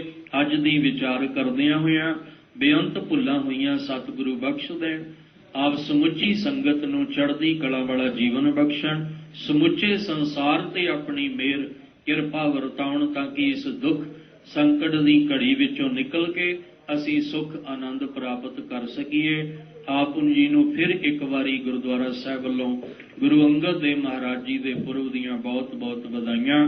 ਕਬੀਰ ਸਾਹਿਬ ਜੀ ਦੇ ਪਾਵਨ ਬਚਨ ਆਪਣੇ ਹਿਰਦੇ ਵਿੱਚ ਵਸਾ ਲਈਏ ਜੀ। ਕਬੀਰ ਦਾਵੈ ਦਾਜਨ ਹੋਤ ਹੈ, ਨਿਰਦਾਵੈ ਰਹੈ ਨਿਸੰਕ, ਜੋ ਜਨ ਨਿਰਦਾਵੈ ਰਹੈ, ਸੋ ਗਨੈ ਇੰਦਰ ਸੋ ਰੰਕ।